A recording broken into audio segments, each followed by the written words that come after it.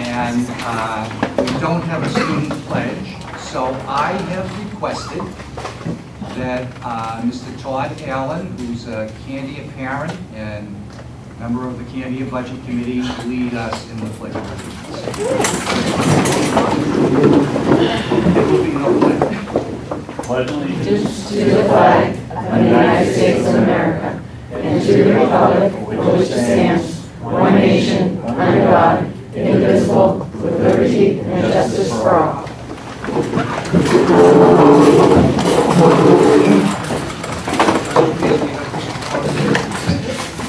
And this meeting is posted in all places.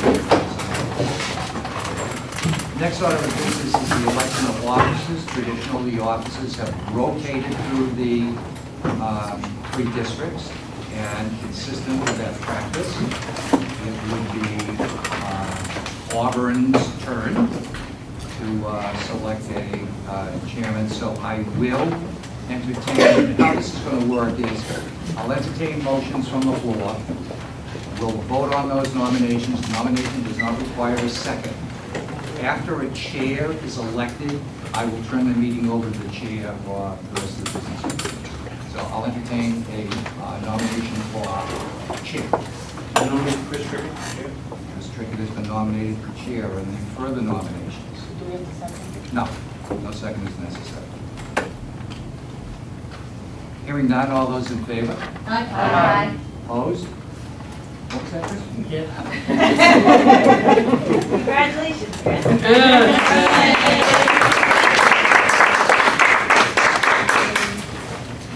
All right. We can do that, absolutely. So let us do that. Alan suggests we take a moment to introduce ourselves, since we obviously have members of the public here, which is, and new members as well. Yeah, new members of boards. We have members of the public, which is rather unusual for us at SAU meetings. So why don't we start down the far end? Oh, Mary McCagnon, Candia School Board. Deborah Blonde, Candia School Board. Emily Rosters, Candia School Board. Nicole LaPlante, Candia School Board. Kim Royer, Candia School Board. Alan Newman, Auburn School Board. Brian Melio, Auburn School Board. Anita Gilday, Auburn School Board. Keith LeClaire, Auburn School Board. Erin Lassard, SAU15 Business Administrator. Chris Trickett, Auburn School Board. Philadelphia Superintendent of Schools, SAU15. Marge Pollock, Assistant Superintendent.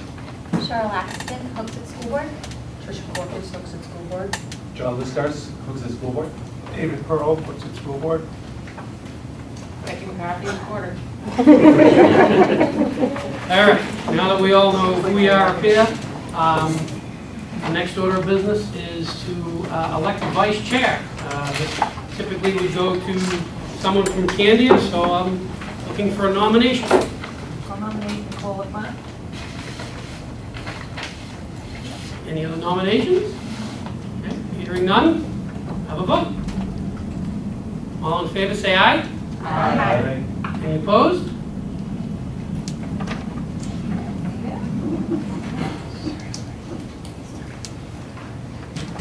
Treasurer, again in the rotation, is from Hooksett this year. So I'll look for a nomination for someone from Hooksett. I'll nominate Tricia Corpus. Okay. Any other nominations?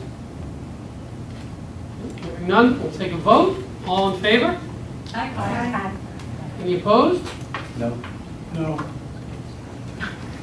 Motion carries. And the last one is secretary. No, we don't have any town. That could be yeah, so an individual at large for the secretary, which is a deep and meaningful position. Actually, traditionally, the secretary takes notes and non-public sector. Correct. Unique job. I nominate Kim Royer. She is absolutely phenomenal at note-taking and has extensive experience. Wow, okay then. Any other nominations? Hearing none, we'll take a vote. All in favor, say aye. Aye. Any opposed?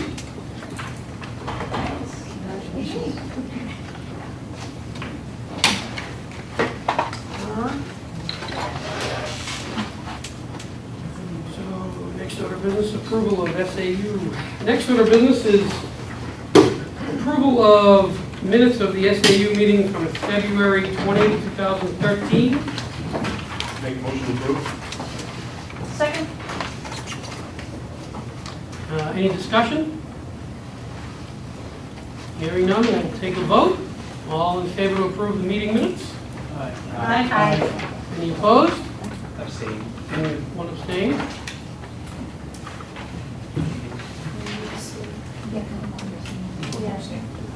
Where are all you guys?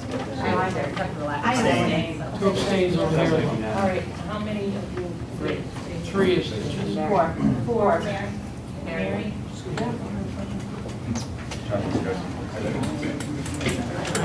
And minutes of the SAU Board non-public meeting on the same evening, February 20th, 2013. Make motion to approve. Second? Any discussion? Hearing none, we'll take a vote. All in favor? Aye. Any opposed? Abstain. Any other abstain? Very good.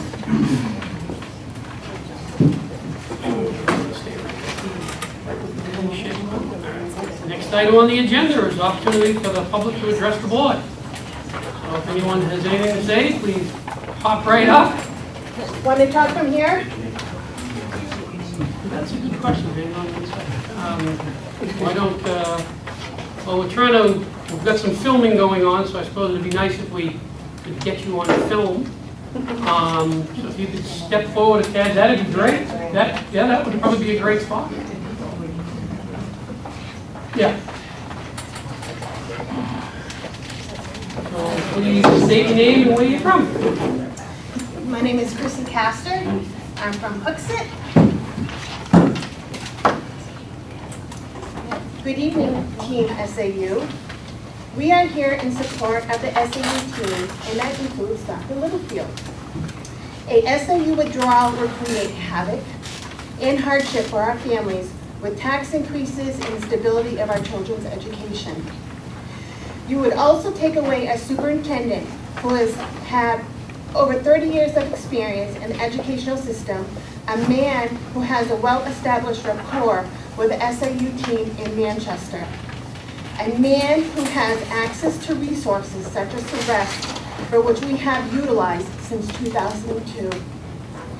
And those services include nutritional services, feeding and swallowing programs,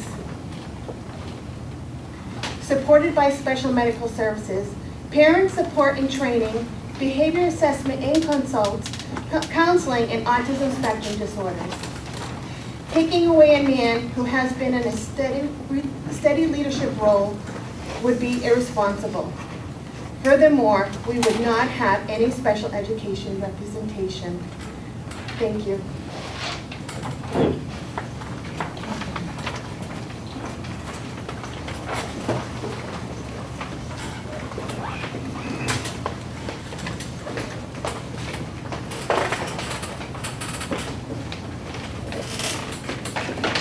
Hi, good evening. My name is Jen Legier. My husband is with me tonight. His name is Scott. We're Hooksett residents, and I'm speaking tonight on behalf of myself and my husband. We have 2 children. We are attending this SAU meeting because we support the SAU-15, and we 110% support Dr. Littlefield. Dr. Littlefield is an asset to our community of Hooksett. I've been attending Hooksett school board meetings for 8 months. I have not heard a community member voice concern regarding Dr. Littlefield's role as our superintendent during public input, nor have I seen or read any emails regarding Dr. Littlefield included in our school board packets. So I was wondering if you would have the opportunity to answer this question at some point. Approximately how many concerns or complaints has the SAU received in regards to Dr. Littlefield as our superintendent in his 6 years of employment? Because as Hooksett residents, we haven't heard of one. Thank you for your time this evening, and I included my email on this, so if you wanted to answer the question, then it's for you to have. Thank you.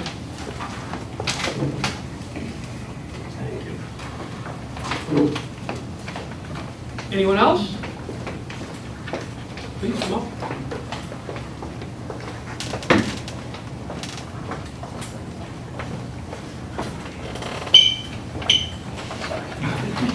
Phil Denbo from Hooksett. Also coach of a collie team, as you can see. So anyway, just wanted to mention something real quick. Again, I kind of heard about this meeting last minute from my wife.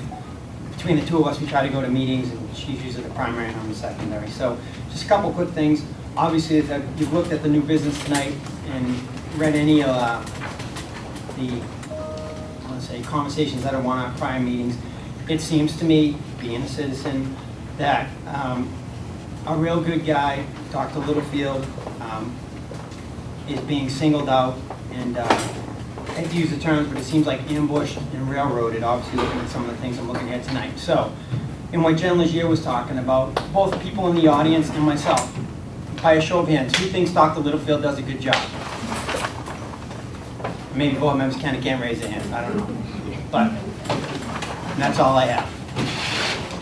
Thank you.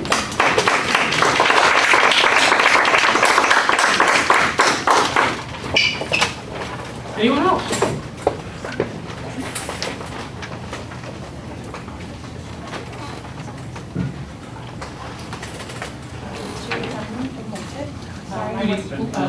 Clearly, please. Judy Penland from Hooksett.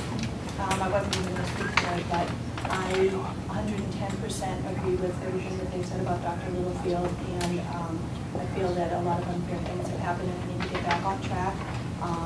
Amazing things have happened regarding SPED under his watch and in the schools, and I think it would be a huge disservice to change that now. We have a lot of important issues on the agendas right now, and I think we need to get back to that and stay where it is.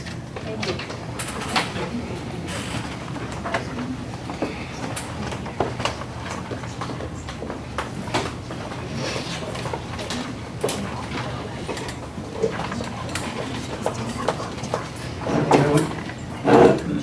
Matt Betts, I live in Hooksett. I'm also the principal of College Middle School. Certainly here representing myself as a citizen and as a principal, and just speaking on behalf of the administration team that we've had. I've been a part of Hooksett for 5 years, and certainly I've grown professionally working under Dr. Littlefield. The school district has grown. I have more confidence in working for the educational leader, CEO of the district, than anyone I've ever worked for. He's a mentor, a role model, not only to me, but also to our other administrative team. He's accessible, he's got a wealth of knowledge, and he's student-centered. And most importantly, he has a vision for developing the intellectual mind of our children, and that's the most important thing to him.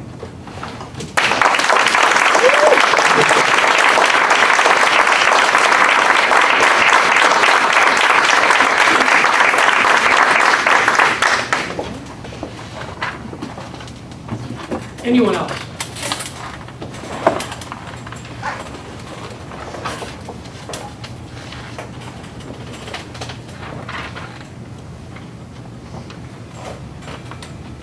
Hi, good evening. Alyssa L. from Hooksett also, and I'm also here in support of Dr. Littlefield and the whole SAU team working for our children in all 3 communities. I think he's an asset to us all, and I have very high respect for him. And right now with the negotiations that are going on in Manchester, I think that if he were to be forced out now, it would only make Hooksett's situation appear much worse than it really should be.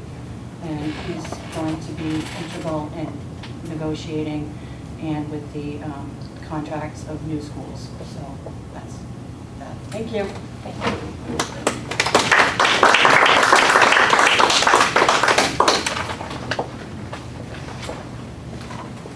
And anyone else?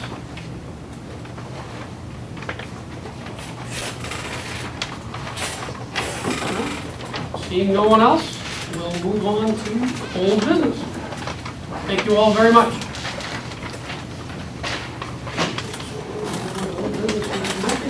So we'll move on to new business. New business. Everybody should have a draft copy of the SAU meeting schedule for 2013-2014. Any questions?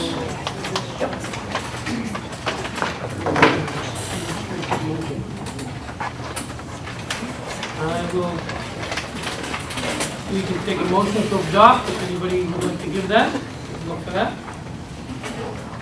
Make a motion to adopt the SAU meeting schedule as presented. Second. Any discussion? Do we have last meeting? I don't know that we can, after last, we've only had 4. How, 3 of them are on my family's birthdays, the 13th, 19th, and 28th. well, we all must sacrifice. Yeah. So you built an excuse. No, I'm just kidding, I'm fine. Family life. One of the other items I see on the, down in the new business has to do with potential SAU board retreat. While we're doing, for having the schedule up, might there be, when would we be talking about such a retreat if it were to happen? That's a great question. Is that, I'm trying to combine, but right? You brought it up, would you like to discuss it? In attending other meetings, I've heard that other SAUs, and before I put it on the agenda, I didn't realize that SAU-15 used to do retreats. And I have recently attended a New Hampshire School Board Association meeting of chairs, and I found such a wealth of knowledge from other chairs that I thought, because the Hooksett Board is a fairly young board, Cheryl and I are longest seating members, and we have 2 years experience each, that maybe if there were SAU board retreat, that we could share some of the common things we have going on in a less formal setting. And I just wanted to bring it up and see if the rest of the SAU board thought that might be a good idea. was anyone in Candy here when we did the last retreat? They're not all rookies. Just you, bro. Alan's the only one. So why don't you share what we're talking? What we did was we went out to this bar, no, we all, we met at Ceresc, I think twice, and we discussed, it was prior to Good to Great, and we discussed a variety of ways that we could come together, group our resources, some things that we hadn't been doing that we found we could do. We tried to help develop a more streamlined and strategic plan for moving ahead. I don't know that that ever got completed. It was really more of a coming together because I think prior to that it hadn't been done for a while. This was the year after the failed Auburn Middle School / Candia cooperative. I'm not sure what the right term is for that. Well, right. Whatever exactly it was, it didn't work out. And I think it was, we all got to know each other, got to know our team a little bit better, got to know some of the things that we all battle some of the same things. We all battle some different things. Each of our communities has different things that drive, and it was good to hear some of those differences and have some understanding and be able to share some of those things, because again, we all have very similar problems, but we all have to attack them differently for a variety of reasons. So I would be happy to do something. I imagine we could get this arrested in some fashion, but timing, it'd have to be something probably in the fall or something. I have a question. More for administration is, do you guys feel, I mean, you go to all 3 schools or, attend school board meetings, do you feel that it would be, that is a need again? Like, obviously it was before, or?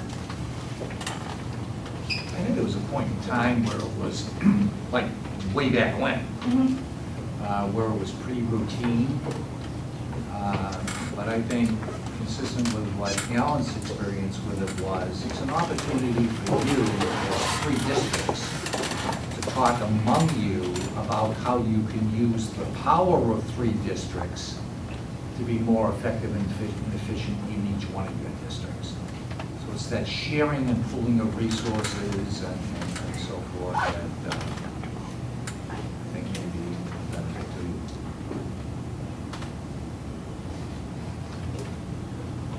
Chair, I have a question for Al.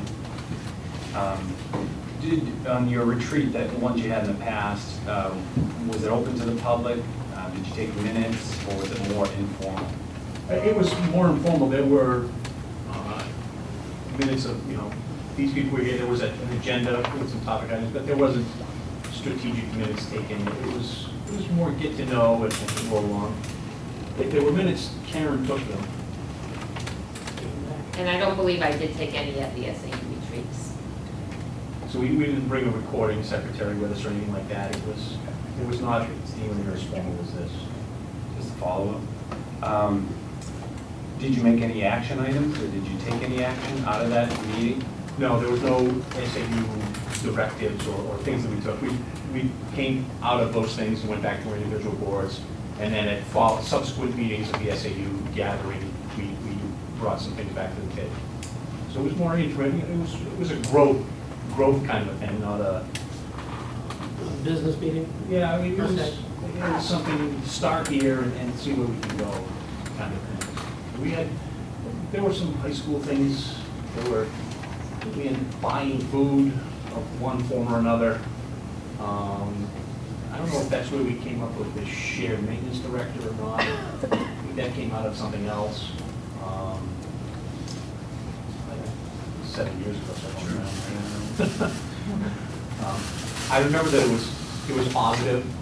It was something that I know that I'd be willing to sit through again. It was something at I think 2 SAU meetings ago, we sat around. David asked a question about some high school stuff that Auburn's had a certain experience with that, and he had expressed, a desire. Can you tell us, give us a little more on what you guys did and how you did it, and so on and so forth. So it's an opportunity for stuff like that to be shared, because each district has some things that they do that are different. Mr. Chair, may I? Absolutely, please. We're trying not to stand on too much formality. Alan, and I don't mean to be a stickler, but for me to vote for this, there's just 2 things that I don't like.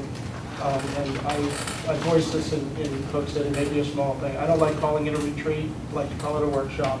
And I don't like to retreat to another location, because I don't like to retreat from the public, because it is a public meeting. And if we held it in one of our schools, like tonight, if the public decides to come and hear our conversations, although they may be boring to them, they can. But I just feel if we go to any type of a conference room at some place that no one's familiar with, we are in fact retreating from the public. And unless we're going to go into some type of non-public situation, which of course we wouldn't be, I think I'd be all for it if it can be a workshop here or one of the other 2 towns. But I really wouldn't support going to another location. Thank you. Good. Yeah. I respect that philosophy.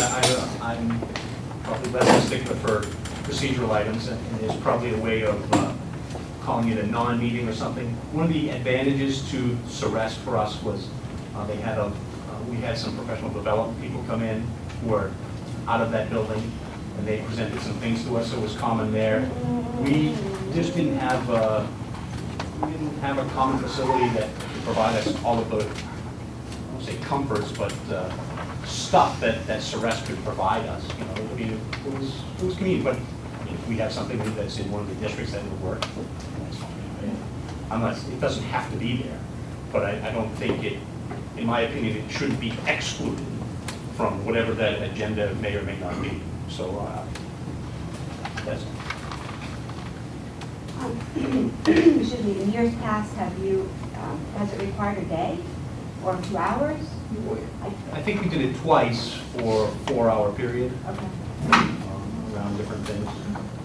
It wasn't, because Right. we're all busy. Most of them. Well, I have a job. Ronnie doesn't work.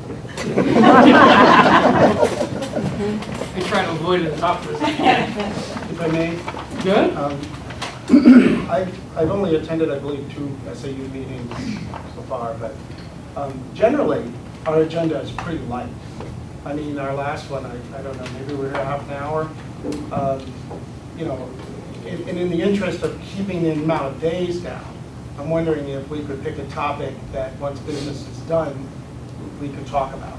like a mini workshop that night, because for me, it's much easier to mark out one evening and stay for 3 hours than it is to knock out yet another day for those 3 hours.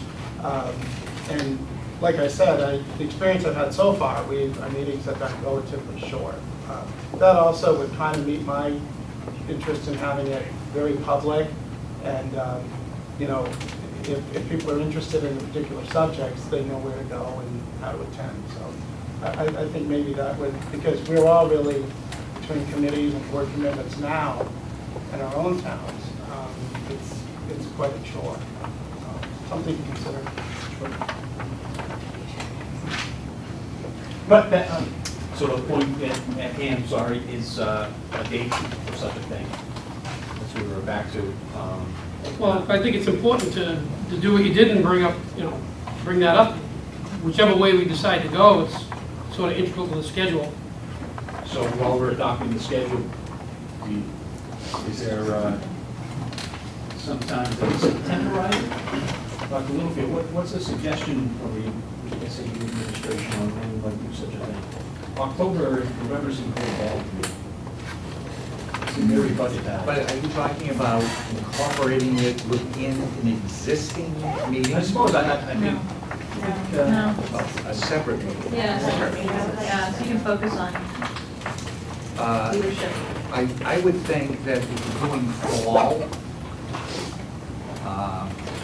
May would be the best month. If you're doing fall, believe it or not, earlier in the school year is better. Because once we get into late September, I know you don't see the budget until long after that, but Karen and I are up to our eyeballs in budget. Late September, early October. So if you did mid-September, I would think, for us, And keeping it on a Wednesday night is good because it's. Wednesday is the better night for us, because Tuesdays and Thursdays are board meetings. What about Wednesday, September 11th? September 11th? Your budget committee? Oh, never mind. So, How about the 18th? Whatever. Yeah.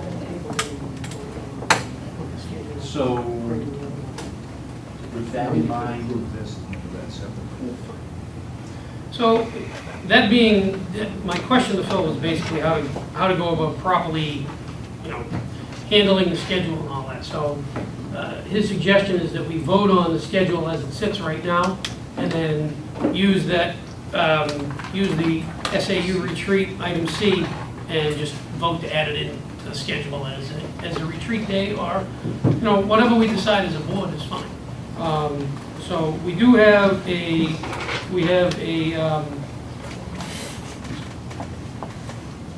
see, you did make a motion, we did have a second. So if there's any more discussion, let's hear that on the schedule item A, and if not, if there's no more discussion, let's have a vote. So, any more discussion? No? Then let's have a vote on that. All those in favor? Aye. Anyone against? No. Okay. Stay on that subject.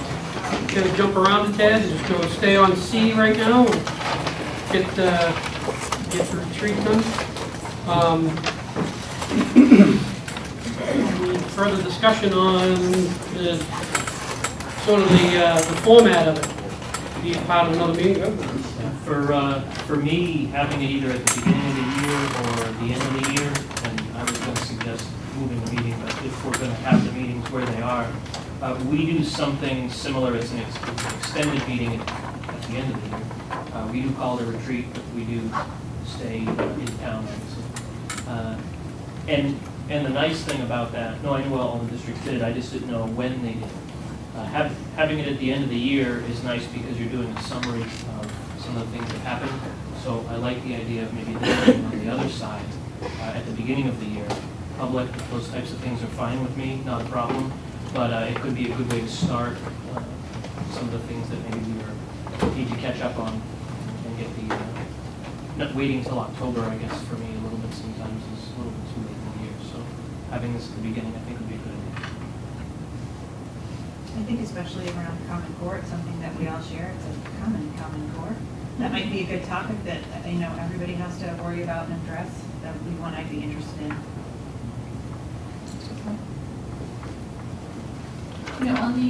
On the word retreat, as David had said, he doesn't care for that word retreat, and I can understand that. I didn't think it was retreating from the public, but in Candia, we changed ours, because when I got on the board, and I saw retreat, I thought I had to go away for a weekend with these guys. That's why you signed Now up. I know, that's why I know, but, so since it's not a retreat at a spa somewhere for the weekend, it's one day, but, so we call ours a leadership seminar, which gives it a different connotation and gives it that idea of, professional development and really talking about the things that provide leadership to the communities, to our educational systems. So if anybody's up for changing it to that, it might be, give it a better connotation.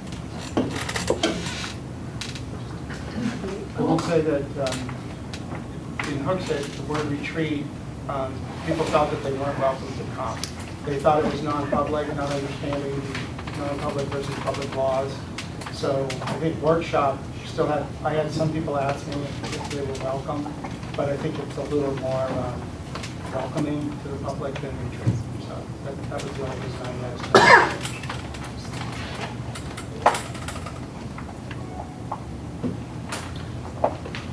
Well, if anyone would like to make a motion, well, actually, I suppose, oh, sorry.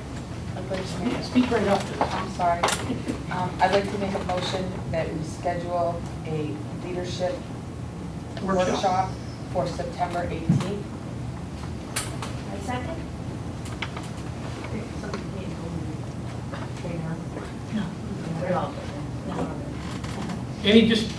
Anyone has a discussion, go ahead. Yeah, Anyone would like to discuss the format of it, go ahead.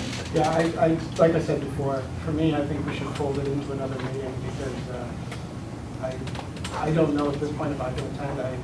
I'm limited on the amount of evenings that I can, spend. So I'd rather fold it into another meeting, but I guess that's not the way it's going, so probably won't support it. Do we have an idea as to the time of day? Our retreat is a daytime event. We're there from 8 o'clock in the morning till we get tired of each other. But Alan and I go to about 8, 10, and then with them. So. Yeah, we do the same. We do ours during the day as well. Like we actually have ours tomorrow, but I know for myself, that requires us, taking a day off of work. Sure. Whether, using a vacation day. And so I don't really care to use another vacation day to do it during the day. Okay. I do know that during budget season, we've done like a 4 to 8, or we can do 5 to 9. I don't know if we need a full 4 hours, but that may be something that you can get out of work a little early, or even if you can't make it right away, to come an hour later, or you can just try to do that.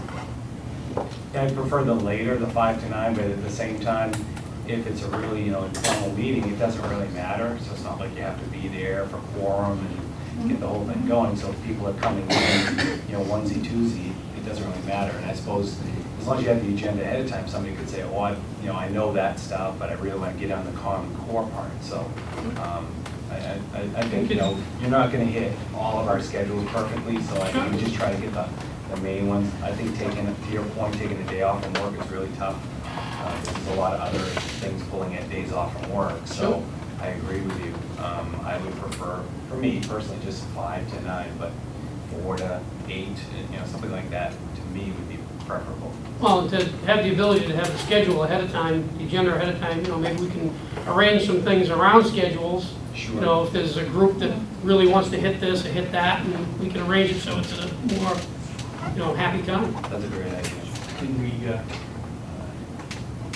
September's not that far away, given the schedules that we keep. I guess I'd like to, as we name that, and David's point about potentially piggybacking on another night or on the same night, what kind of topics? We should have a few topics, not more than 3 or something, that we want to discuss it for the Common Core. Common Core is a good one, I think.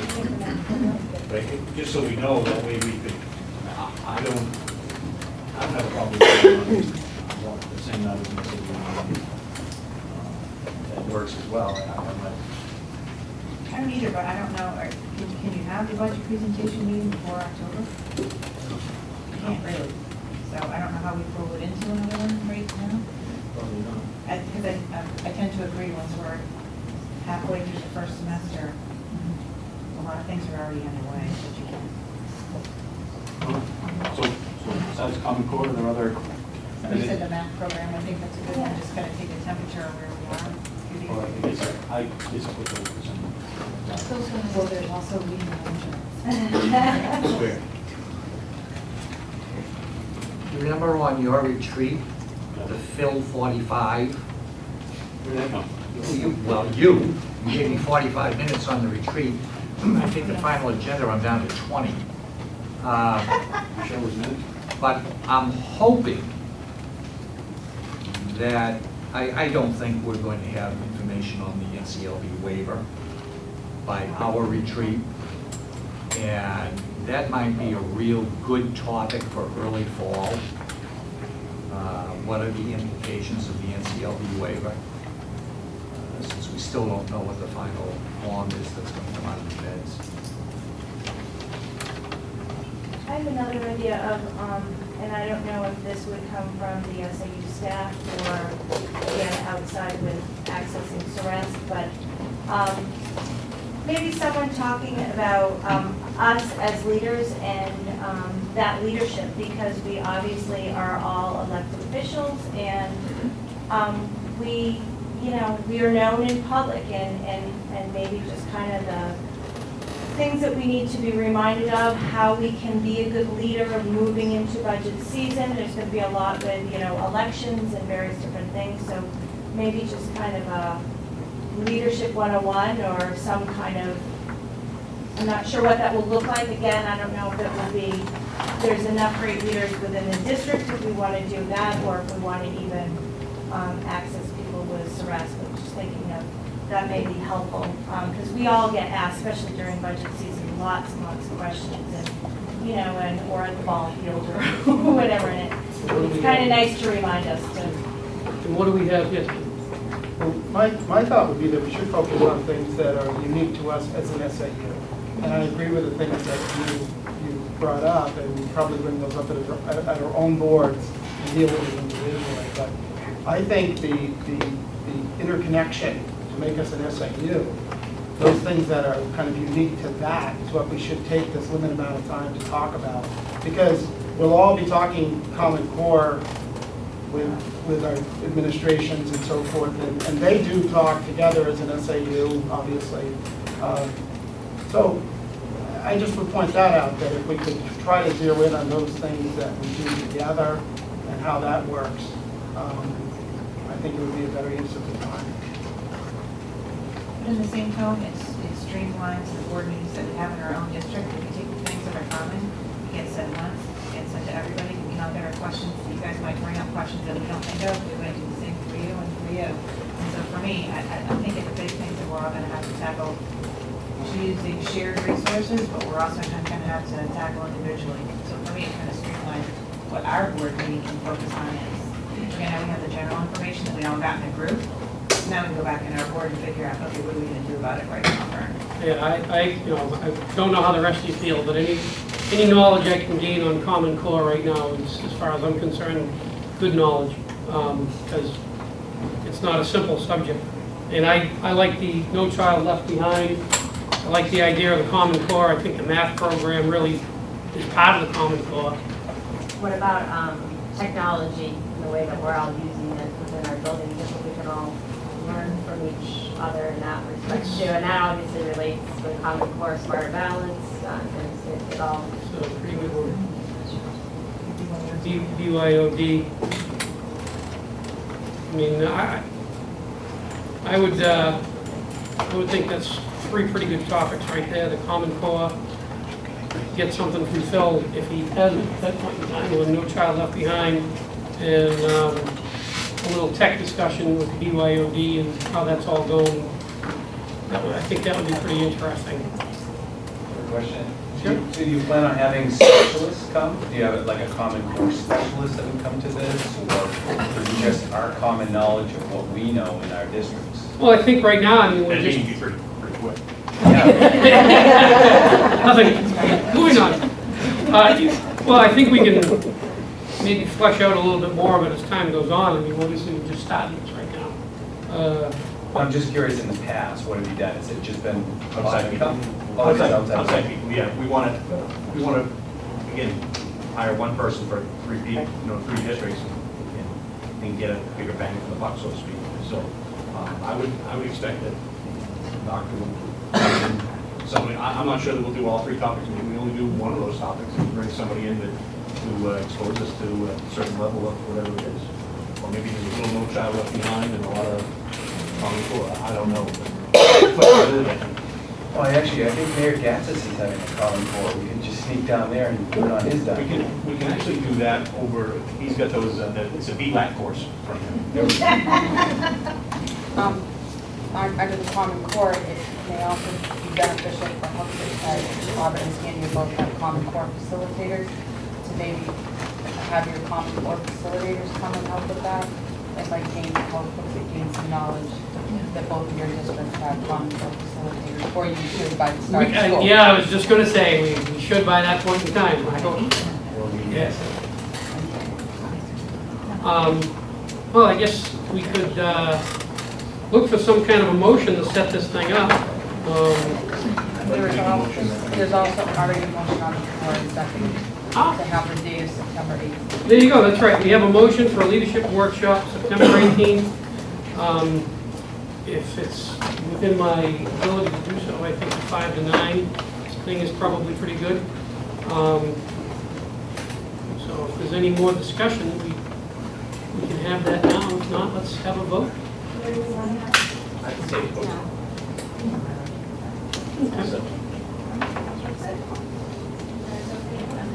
Comfortable with that? We have a new restaurant called the Tap House. Hey, do they deliver? Violate a law. So, beyond having a tap house, if there's no more discussion, let's have a vote. So, all in favor? Aye. All opposed? No.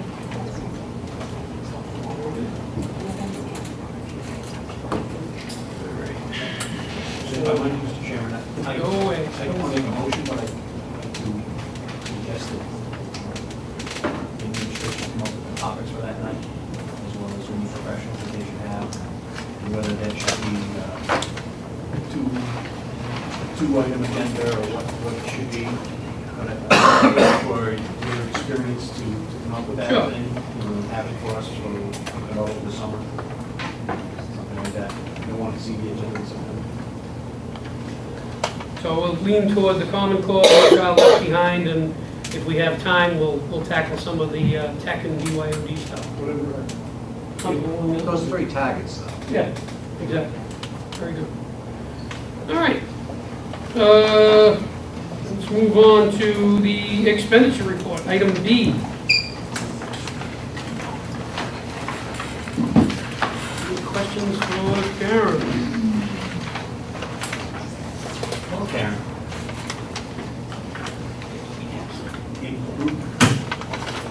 Improvement of instruction. What's going on with that one? I am district-wide staff development. 2210? Yes. I will defer to Marge to answer that question because that's her committee.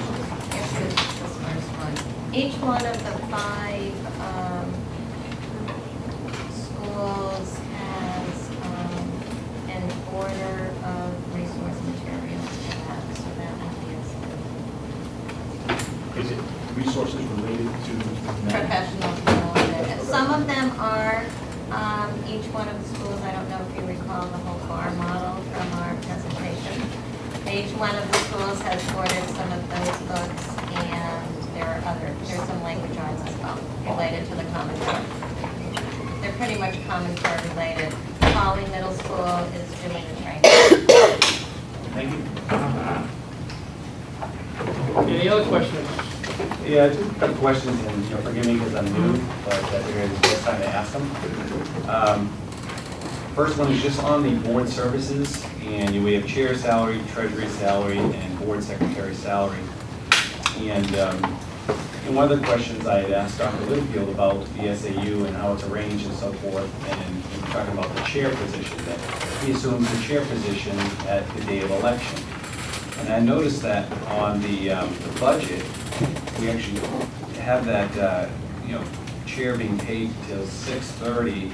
I didn't know, are those numbers accurate? I mean, do all of the positions end on election day, or is it just the chair position for the SAU?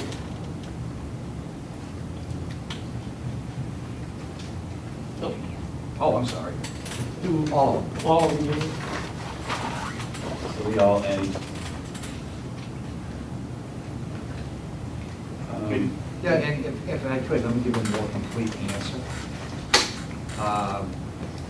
Because you face a similar thing in each one of your 3 districts. There's a March election, and in between that election and your next meeting, you are officerless. And in each one of the districts, you'll remember that the first meeting after the March election, I serve as your chair, and you reorganize. That's the first order of business. If for any reason after election there were need for the board to take action, and that's when the board takes action as a board, you would have a meeting, and the first order of business would be elect the chair. So you're not really chairless. The other situation you run into quite often, although it didn't happen this last time, is the person who may be sitting in that chair's position may not run for re-election or may not be re-elected. So that is, I'm not sure where that practice came from, but that has been the practice. That was the practice when I arrived in 2006, and it was established, I don't know when. So to Dr. Littlefield's point, because he explained the same thing to me, I'd like to make a motion that this board determine the process for the chair. Because like you said, it's just been in place, doesn't really know how it came about. I think the board should develop a policy as far as electing chairs. For example, just because election day, this is just my opinion, but first I just want to make the motion. I want to make a motion that this board come up with a policy to determine when chairs, vice chairs, or you don't have a vice chair, so chairs, treasury, and board secretary, their terms begin and end. If I can get a second, I'll speak for them. Second.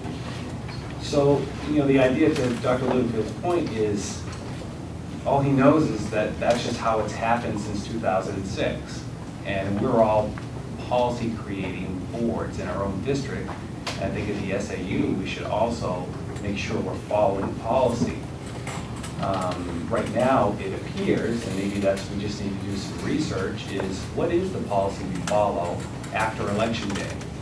Right now, it's just assumed policy because we've been doing it since 2006. And first of all, we should make sure, is there an RSA or is there something that tells us what to do? And then we determine what we want to do and put that into policy. So for example, we can just be happy with what's going on right now, and Dr. Lugo just assumes the position, or just whoever, and you go forward that way between election day and the first meeting. We could also say that if the chair remains in service, in other words, if the chair doesn't leave, or the chair doesn't get voted down or something, then the chair remains until your meeting. You just continue on as chair. Because it was an odd thought to me. I just thought whoever the chair was, they just remain chair until the next meeting, and then you have your reorganization. So it was to me, and again, new, it was an odd concept that just because you have an election day, the chair stops. So I would just make sure, I'd like you to have a policy, I guess, to follow. Good. And I don't mind if there's a policy. For me, the way that it works made sense coming in only because, and it's happened in our own, that the chair was no longer. So there's a lot of if-then statements. The other thing that made sense to me is that if we needed to take action, we have, in the past, had a special meeting before our next appointed meeting, and the first item for business was that. So what you were doing is you could accelerate that till the day after election, for instance, in your own district, and have the meeting the next day. We have had meetings that night, in which case we have actually elected the chair that evening. So, for me, it made sense because of the ways to shortchange that gap if needed. But I understand what you're looking for with the policy. But I was okay with the current way. For those reasons, it was ways to happen, and we've been on the end of not having a chair on after election day, and then we've had the ability on a different election day where we elected the chair that day. And I just want to make, for the record, I'm not opposed to the current, I just want to, it would be nice to have it in writing, that this is how we do it. So somebody new coming in like myself can just say, oh, I can read this is how the whole thing works.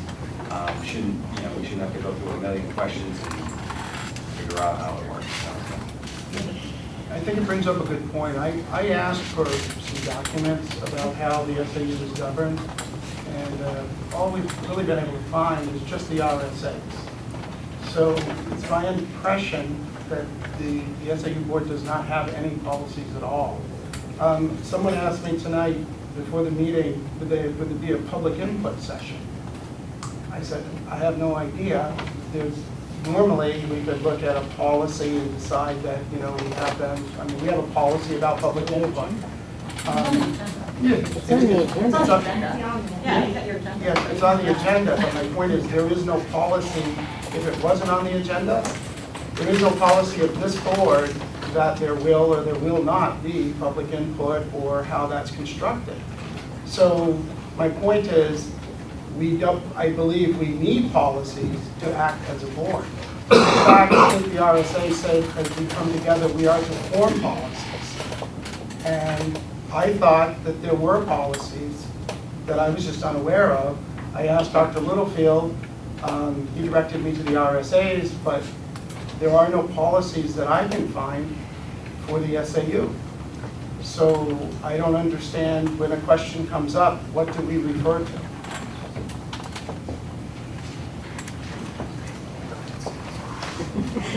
Just shout it out.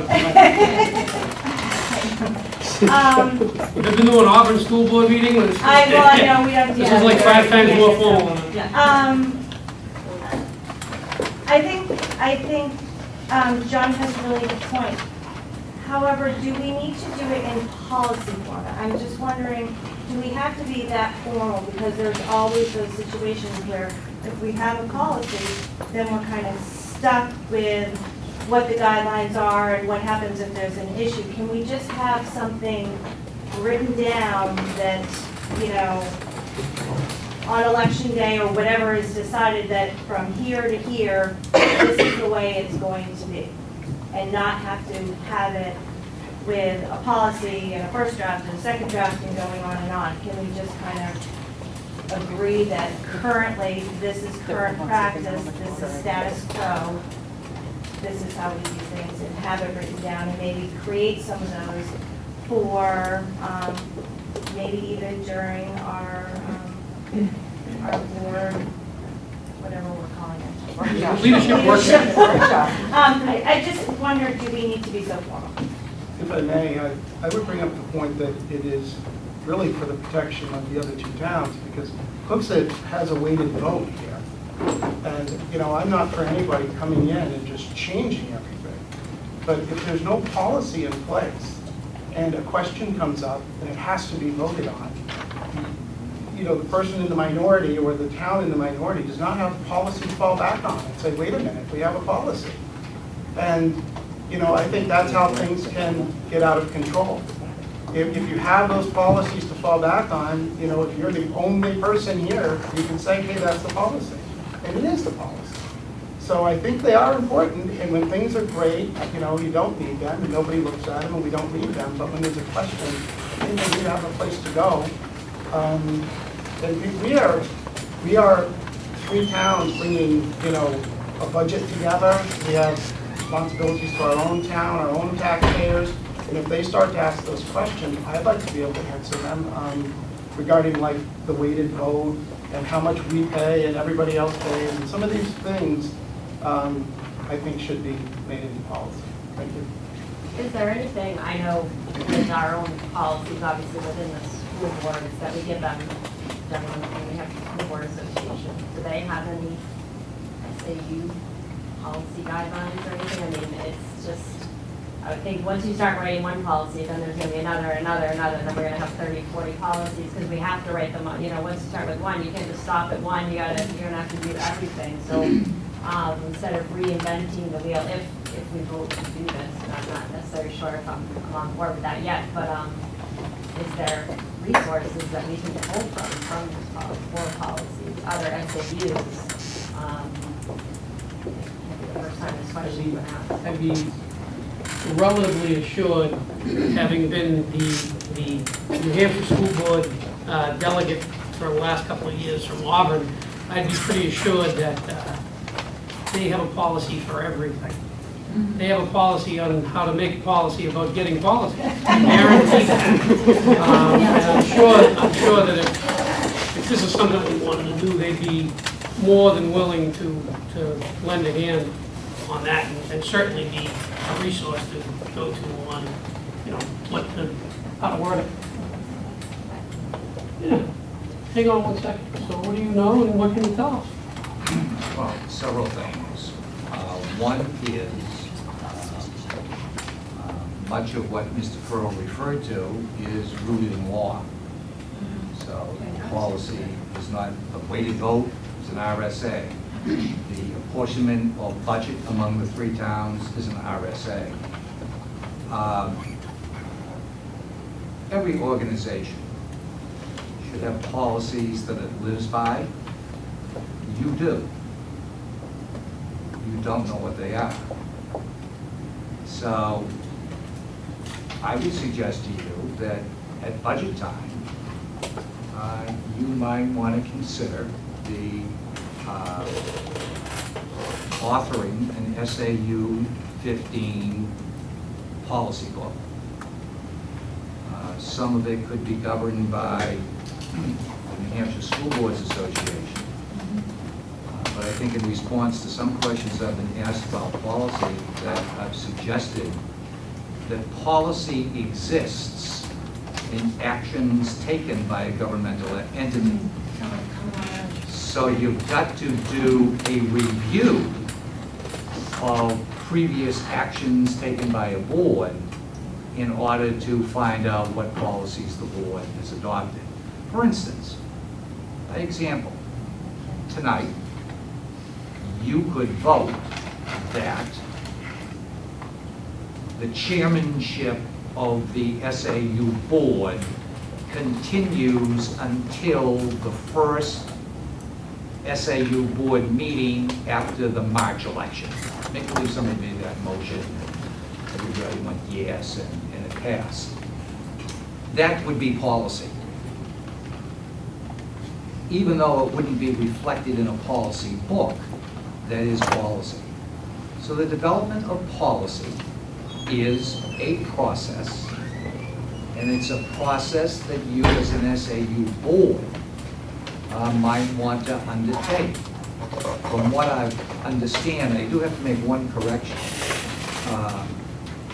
The whole issue about how you do the chairmanship has got nothing to do with 2006. Except that's when I came here. It was a practice in this SAU long before 2006.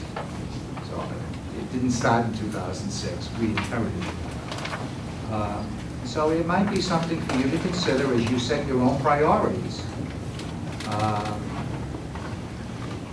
But it is a process, and one you should consider. doing it. John? Two things I just want to say. One thing is I want to apologize to Dr. Littlefield if I implied that it started in 2006, because what he actually said is what I described in practice that was in place when I came in 2006 at the SAU and district level. I believe the reasoning was that the term ends on election day, so he's correct that, I don't want to imply that it's something that started in 2006. But I think the important thing is, I hear what Dr. Littlefield is saying, that when you make a motion and you vote on it and it becomes part of the record, it is policy. The problem is, if it's only in your minutes and it's somewhere tucked away in an archive, somebody new coming in really doesn't understand that policy. So if you have it in a specific policy, so it's the same thing, it's a motion that gets passed, the board agrees on it, but it actually is tucked into a policy, and to his point, you can have a policy book. And then once you have your book, you can put it online, so that everybody could access it. Something I shared with Dr. Littlefield is, did a right-to-know request on a surrounding SAU. I can't remember what that was, Dr. Littlefield. 16 maybe? SAU 16? It was a large one. They had a lot of different districts. What I showed them is they had everything that Dr. Littlefield was pointing to, basically the main RSAs in the state, but then they broke it out into detail on how it applied to them. So you could really go there, one-stop shop, and really get a great understanding of how they ran their board, and how the votes were calculated, and everything else. It's kind of a one-stop shop. I didn't go into detail to see now that they had further policies that they referred to besides the state. I haven't really researched, but that's why I want to listen tonight, see what what your thoughts were. Just know that there are surrounding SAUs that have already done something to educate the public. It's online, it's easy access, very open. Well, if we were following our policy, we would probably have stopped the discussion because we didn't agenda this item. And I think it's a great item, and that, we didn't come prepared to talk about it. The public didn't know we were going to talk about it tonight. And I think the motion was to create a policy for the chair position, and we drifted far. Well, we've drifted quite a distance from that. So, again, this is, I guess, an example of policy, because in our own district, if something's brought up, whether it's a good idea or not, it's supposed to be on the agenda, so that everyone is warned of it and can research it and so on. So I like the discussion. I would ask that, that part of it be put on our next agenda perhaps, and that we kind of return to the focus of the motion. Thank you. Well taken, and as a point of fact, we were actually discussing the expenditure report. So let's get back to the discussion of the expenditure report. Certainly. And I'm not sure if there was a misunderstanding or not, but that treasurer's salary and the board secretary salary is not for the treasurer and the secretary that you elected tonight. Sorry, no. Wait, that ain't mine? Are you sure? You get $100. Woo! I'm really good. Yeah. Come on. I'm glad you spoke up, because I thought they were getting paid. I'm like, wow, that's great. The treasurer is actually an individual that signs the checks and reconciles the checking account, and it cannot be a school board member for RSA. So that's what that amount is for. And then the board secretary is actually our recording secretary that comes to these meetings and records our minutes. Thank you very much. It's enlightening. All right, any other questions for Karen here? There's a motion on the table, correct? You have to refresh my memory, and I'm sorry, I didn't go back to minutes from 2 or 3 meetings ago for the SAU, but I thought that I thought it was in this budget that we were going to be hiring somebody or doing something with the website. Next year's budget. That next, okay. Yes, starting in July. Like our website, so it's the same, and it hasn't changed, so I didn't know, because I know we were going to be bringing them together and or use one. Okay. All right, so next budget cycle is what you're thinking, right? It's in there already, Emma. Sorry, the one that, okay, so that's the one that we voted on last fall. Okay, so I knew we had talked about it, but I couldn't. We do have a motion on the table, and it has been seconded. So, Becky, can you tell us what the motion was? Motion by John Lister, seconded by David Carl, for the board to come up with a policy to determine when the chair, treasurer, and secretary terms to be administered. So, we have a motion, we have a second. Motion table?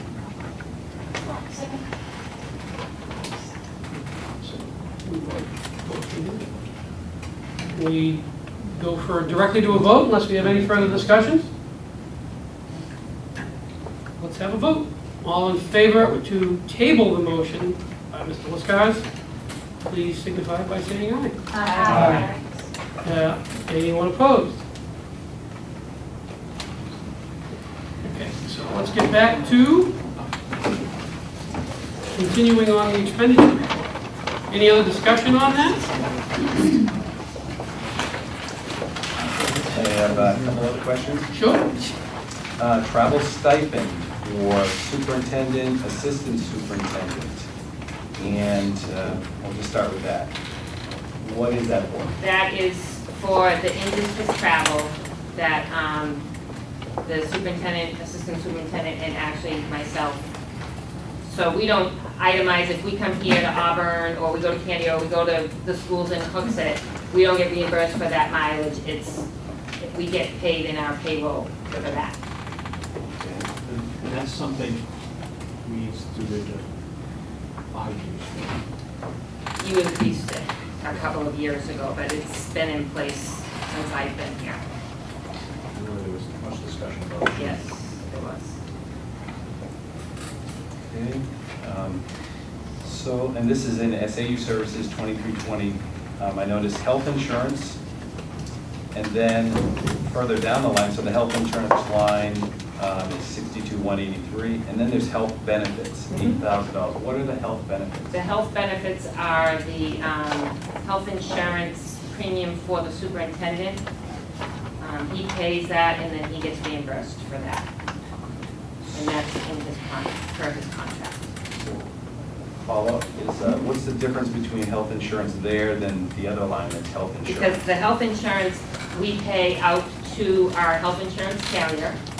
So that's the one that's up above. This health benefits does not get paid to our health insurance carrier. It gets paid directly to Phil. So it's a check made out to him to reimburse because his insurance comes out of his retirement check fund. So it's a direct reimbursement to the superintendent rather than a payment for a health reimbursement, a health premium. So there is a differentiation on that.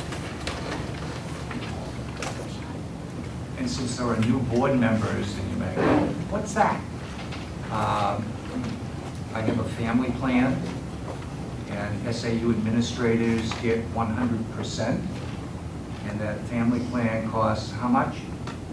For the SAU, it's about $22,000 or $23,000. It's $23,000. When I came here, I offered to do my health insurance external, and rather than have the SAU pick up the $23,000, I would pick it up elsewhere if I could be reimbursed for my costs. So you pay $8,000 rather than $22,000 is how that works out.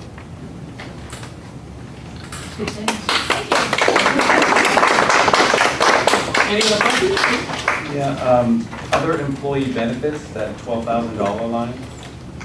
That is the 403B contribution that the SAU makes for the superintendent. Rather than taking salary increases, he has been taking his salary increases in 403B contributions, which again saves the district because we don't pay New Hampshire retirement or Social Security on that money. You already answered the travel stipend. And then the last one I have here is on 2020 informational services, way at the end. There's salary adjustment professional staff and salary adjustment classified staff. That's the wage pool that gets built into the budget. When we do the budget, just the same way we do it in the districts, we budget for everybody's current year salary for the following year. And then we build in a wage pool, and the board, the SAU board, determines the percent of what that wage pool is. So that was wage pool. Thank you very much. I had a question about one of the educational line items a little farther up, the Good to Great strategic plan. We got 5,500, but a large amount remaining, considering the amount of that's left in school. I didn't know Right, this year we paid for our curriculum, you know, we're in phase 2 of our curriculum work group. And that is our online curriculum development tool.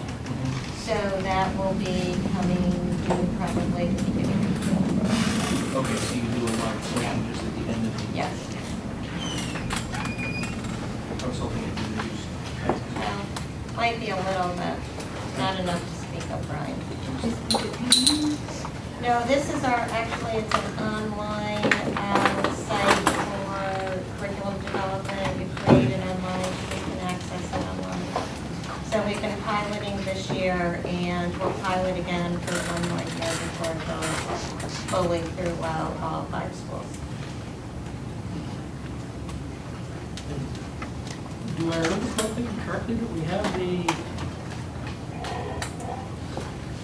did you make a motion on the expenditure report?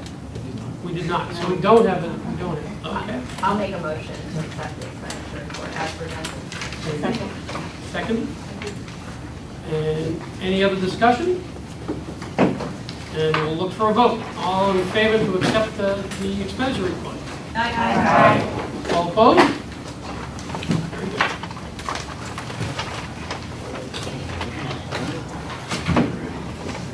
Moving on to item D. SAU Administrative Services provided to Hooksett, requested by Ed, please. Yes, if you refer to Roman numeral 7B, I provided a packet of information for you. Hopefully this was provided electronically so you had a chance to watch some of the videos that I've referenced here. During, I believe, our December meeting, the superintendent informed the board that he did not work for Hooksett, that he worked for the SAU and he provides us administrative services. So I thought it was proper for me to bring my dissatisfaction with a few of those services here to this board as he has made that statement. And I have 3 examples that I would like to bring forth tonight that as an individual board member I struggle with, but yet I do not have any authority as the superintendent does not work for us. The first one, which I titled Hardship, is something that occurred before I was on the board, but I was present at these meetings. And the first example is from our October 4th, 2011 minutes. And in the minutes, the superintendent made a statement that Hooksett will honor the tuition contract, which states that Hooksett High School age students will attend Manchester High School unless they demonstrate some sort of hardship. If you read this, it indicates that the contract states hardship. I've had 2 discussions with the superintendent about this entry in the minutes, and both times he has refused to revisit the record or to change this. I think we're all pretty familiar with the contract with Manchester. I think we're all pretty familiar with the fact that it does not require hardship. So I had a frustration that was brought forward. I thought it was a mistake that would be remedied, but I was told that it was not. My next issue is something that happened very, very recently with our board. And this is on the second page, and it's called 2012-2013 math funding. On November 20th of 2012, during our school board meeting, there was discussion of reducing our budget by $500,000. And one of the suggestions to do this was to take out $150,000, which was going to pay for our first half of our math curriculum. And through that discussion, it was mentioned that we might be able to pay for this out of fund balance. That was the only discussion of using fund balance for the $150,000. You can see here that we later went on to motion to reduce the $500,000. There was also a couple of teacher movements that went in that same motion.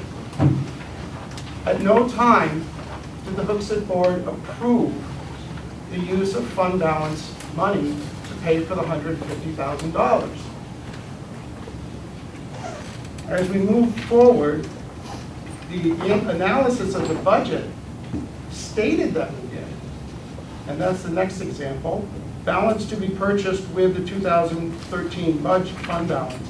That didn't concern me quite as much as what happened as we approached our recent meeting a couple of weeks ago, when we were going to be faced with approving the math program. I asked for information that would be shown that night, and I was given a PowerPoint, and the second to the last slide of the PowerPoint is printed here, and it says that the funding 2012, 2013, 148, 346, 11/20/12 board meeting. And I asked what that meant. And I was told that that money was approved to be spent at the 11/20 meeting. And at that point, I went back and reviewed the minutes, reviewed the video, and yes, there was a conversation. There was many conversations. And it was stated that we might be able to pay for it, depending on how the budget went. But it was not in a motion. What concerns me most is the last example, because this was a document that was presented at the May 7th meeting, a public document, and this was to the budget adjustments. And this document says pre-purchase of half of the proposed math program as approved by the board at the November 20th, 2000 board meeting. And it was not. And the record clearly shows that it was not. So there's further email here. I emailed Dr. Littlefield. I asked him to change the slide before the meeting. I emailed Mrs. Lassard. I asked her to show me where the approval took place. She cited the motion which did not contain any type of fund balance language at all. I had a phone conversation, which I have put my recollection in here. Dr. Littlefield's differs. But in that, my accounting of that phone conversation is he told me that when he, Mrs. Pollack, and Mrs. Lassard left the meeting on November 20th, they had the impression that it had been approved. And I made the point that you cannot use the word approved on a document for the school board by an impression. We've all had impressions of things happening, but we have to go back to the record. We continued into that meeting with those documents. And I think that we misrepresented to the public the actions that the board had previously taken. And I also would counter, if you were looking at the November 20th minutes, how would you even form a motion to approve fund balance 6 months in the future when you wouldn't know what lines you were going to move? We didn't even know at that point what math program we were going to buy. So I think the words approved were wrong. I understand that people can make mistakes, but when it was brought to the attention of the administration, no action was taken. And we proceeded to that meeting and showed that presentation, which I believe to be not correct. The last piece of information I'd like to bring forward concerns our policy book. And I sent you all a video about this, and I hope that you got a chance to watch it. It's 16 minutes of a meeting that we conducted. It's not edited. It's just the way that it happened. And I think you can tell within that video exactly what happened. There was really two problems that we faced with the policy book. One, when Mr. Liskars came on the board at his orientation, he asked for he was given the policy book, and he asked if it was online or electronic. And he was told by Dr. Littlefield, no, it's not. And Mr. Liskars said that he would like that to be a goal of his to make that electronic. At a meeting, in fact, he made a motion to scan the whole book to make it electronic. During that meeting, there was no mention of these documents existing electronically. In fact, it was a right-to-know file, and the person was told that the book does not exist electronically. In a following meeting, which is portrayed in that video that I sent you, Dr. Littlefield defends the fact that his answer was correct, even though every policy in that book is in electronic format and was delivered, that because the separator pages and the index pages were not electronic, that he was correct in his answer that the book did not exist electronically. I would agree with Dr. Littlefield if we were having a technical discussion. The problem that I have as a school board member is we are lay people.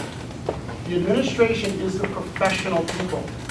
And particularly with a new board member coming on, the administration needs to assist and explain.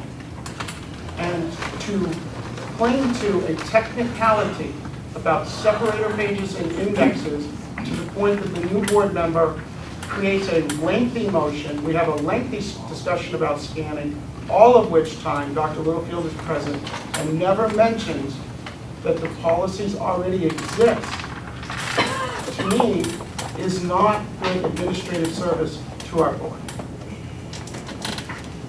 And that is all I have. Thank you.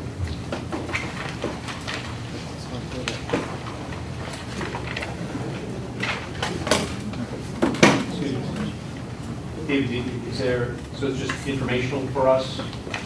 Is there a motion to something? Is there, I know you were present, I believe you were present at our February review of the superintendent. When we do that review, I would expect that this would be something that we would certainly take up at that time. I know that I met individually with the superintendent about not the same thing, but other things, to express different concerns. I don't know if that's happened to you or not. Is there, what are you trying to do for us here? Well, I'd like to say that this is not about Dr. Littlefield, Mrs. Lassard. I am approaching this as the way it was explained to us, that we and you receive administrative services provided by this board. And I am concerned with the services in these examples. I am not saying that there's a blanket problem here. I'm not saying that at all. I'm just saying in these cases, which I brought forth as a board member, and I think are clearly supported by the record, the actions were not corrected. And it never bothers me when people make mistakes, because we all do. But when pointed out to us, and when substantiated by the record, we must correct those mistakes. And these are 3 examples that are standing that were not corrected. And this is nothing personal, this is nothing about that. But if the superintendent or administration worked for us, we would be having this discussion with them, or I would hope we would. But I'm having it with this board because we are the employer of the administration and we're responsible for their services. That's all I have. I don't believe we require any kind of a motion or anything on that. Thank you for bringing that forward. And we can move on to item E, SAU relationship with folks at school board. Ron, I believe you brought that in? Yes, I did. To just give you the history of the agenda items, when I first saw this agenda, I said, wow, that's a lot of items. And how that came about is, again, I think some of you were privy to the emails that were going on publicly, and I was trying to figure out how does it work. And one of those things is, how do we bring agenda items to the board? Is it the same as our board? Is it different for the SAU? So I really felt like I was struggling, and I think some of you could see me asking for the information. So that gets to our point of having policy or having things in place that are easier to follow. But to this motion here, I just want to give you, similar to Mr. Pearl, just some examples of my experiences as a new board member in Hooksett with the SAU relationship that we have between the superintendent and the Hooksett School Board, as from my perspective as a new board member. As you saw, I attempted to add the agenda items, and I had assumed we had the services of the office, and and that was an incorrect assumption of mine. And I think you also saw that you were going to get an email on your package. That didn't happen. Once I saw the package, I made reference to that to Dr. Littlefield, and he took care of that. I think he's forwarded that all to you. So I'm hopeful that you all had a chance to look at the videos ahead of time to see what it is I was talking about. And if you hadn't, just take a look at them after the meeting. That's all I ask for you to do. So that's the majority of that line. It's basically just very difficult as a new board member to understand how you as a new board member come up to speed quickly to understand how to operate within this SAU relationship. That's all I'm asking for. If we can make that process a little easier, and whether that's through the superintendent's office, we ask him to do that, direct him to do that, I don't know. I'll put some stuff online. I think it would be very helpful to all of our boards. When you have new board members, it doesn't matter which community you're coming from, you can just quickly say, oh, we belong to an SAU, go over here, go online, read that, and you'll come right up to speed. You'll know what to do, how to do your job, if you will, as an SAU board member. Excuse me, not to interrupt, but in Auburn, we have some new members, and we'll say policy-wise, but traditionally, they seek out the counsel of those people above them, the chair. Keith's believing me now. I mean, it's so I don't know how that works in Hooksett, but we typically, you know, we get together, we talk about things, say questions back and forth.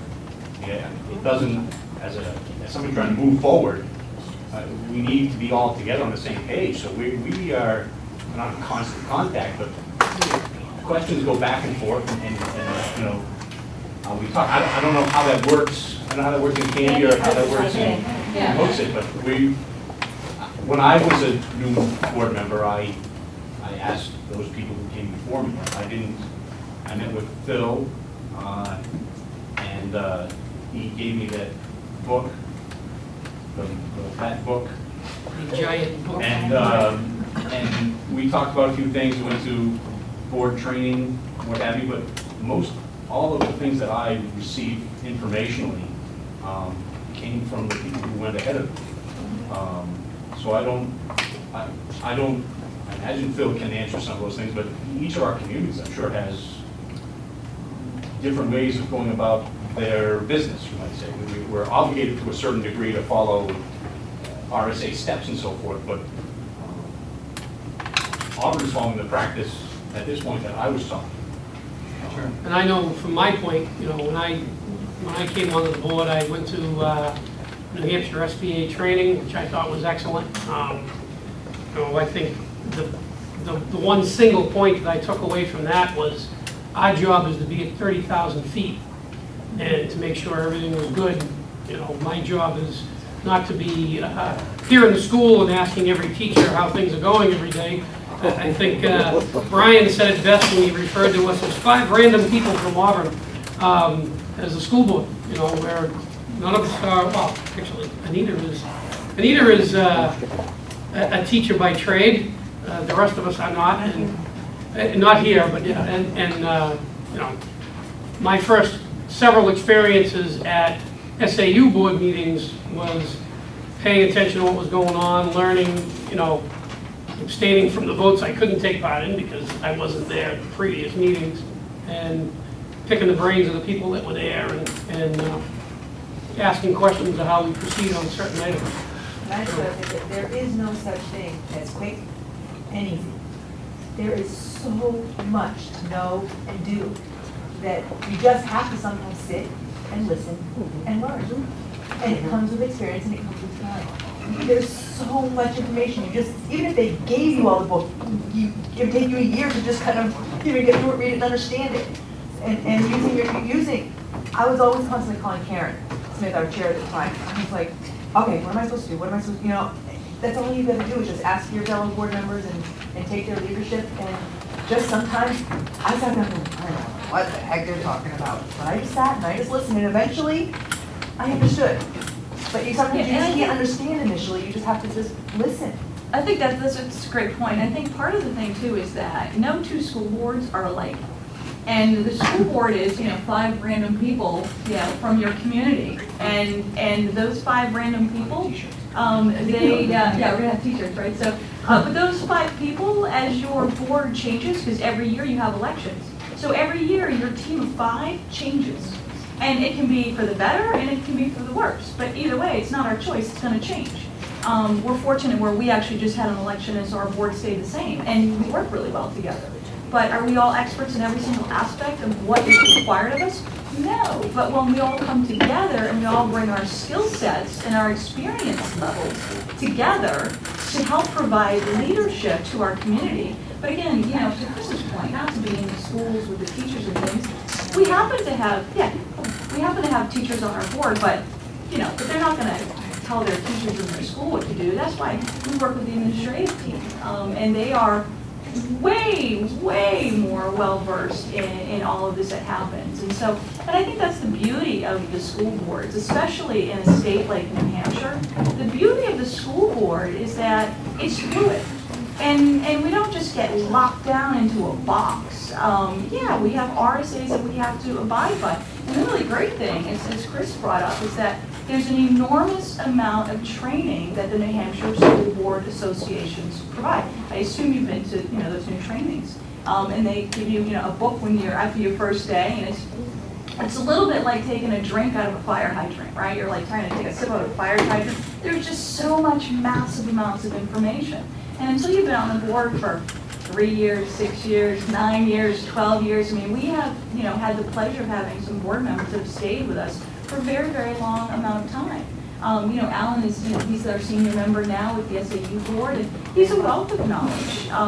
But I think that's one of the great things is that there's a lot of experience here. So you've mentioned several times, John, about being a new member. And I think by being a new member, to Deb's point, who is on her, second term, and she's been around a long time, is to, listen and gather understanding and knowledge from that, and maybe on your own do the readings of the RSAs, and they'll put you to sleep pretty easily. But go to some of the school board trainings and read through the books and that sort of thing, as opposed to looking for policies which may dictate something that's small, but not something that's going to fit into every single thing that happens within our communities. Because as we know, our communities are different and our communities change on a regular basis. And there's always something new that's going to be thrown out at us. Yeah, Nicole, I would like to tap into that well. Why did no one talk about what I said when I have shown mistakes that were supported by the record? I gave you all the background information for you to digest, think about, and I'm coming to you as a board and seeking that advice and saying, what am I to do? What am I to do when I approach administration and show them with minutes, with a video, with a document, that what they have done is not correct, expecting them to say, excuse me, I'm sorry, we'll correct it, and I'm given no. So I'm asking you, that's why I brought it here. How am I to handle that? I have checked everything, and I've given it to you to check. But after I got done, no one said that what I had presented was an error or that there was any reason for it. So yes, I'm here to listen to you. I guess I have a question. It sounds like it may be just an error saying it was stated or motioned in the thing or what. Is there an issue with spending the money? I mean, is there a problem with it, or is it just a matter of something was posted in the slide and, well, it maybe shouldn't have been there, but everything else is okay and spending the money is fine and we're okay with spending money, it's just a matter of this shouldn't have been in the slide?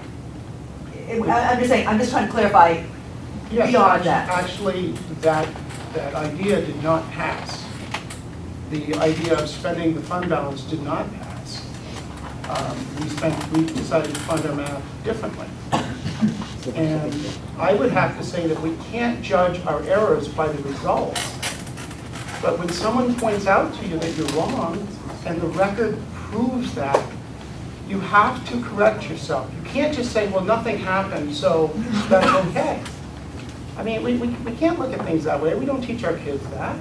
And I had asked, and I was patient, that this be corrected, and I did a lot of work. I mean, this took me 2 hours to get all this stuff together so that it would be easier for you all to look at it. Because I didn't want to say, go look at all the record and everything. You don't know our business. That's why I brought it here. And I don't have a motion. But I would seek your counsel. I would listen to what you have to say about this. Hold on 1 second. Want to speak? And I didn't speak because Mr. Crowe wasn't asking for action, but in reference to our math funding, I'm the person who made the motion to accept the administrative cuts, and it was not specifically stated in my motion. I've been on the Hudson School Board for 2 years. I previously was not a big motion maker. I made this motion with the interpretation that we were accepting what the administration had said. Did it specifically say we're going to fund balance a certain amount? No. But that, leaving the meeting, that was my feeling of what I made a motion of, what was seconded, and what was voted on. So when this came up, it wasn't a scathing thing to me that it said we fund balance spending part of the program. It wasn't an issue because that was my interpretation, being the person who made the motion, and I am the person who did not vote for the math program for that reason, because it would have contradicted what I had earlier done. The problem comes in the word approved at the Hooksett School Board meeting on November 20th. And I brought that to Karen's attention and to Dr. Littlefield's attention. I said, please just remove that language. If you'd like to say, suggested by the administration, I have no problem. But to say that it was approved, it was not. And I think we all understand that approved means there has to be a vote. And am I being a stickler about this? Well, maybe. But I didn't think I was going to get any kickback about just taking it off, because I thought it would just be erased. And it wasn't. So, is it a fine point? Well, we're trusted in Hooksett with a $26 million budget. And I'm elected by people to oversee that. And if I'm asked if something was approved, I want to make sure that in the minutes we voted correctly to approve, or motion failed and we didn't approve. We cannot go back and say the feeling was in the room that night that we spend $150,000. I don't think any voters are going to want to hear that. Certainly not myself. So I thought I was correctly understanding. It turned into something different.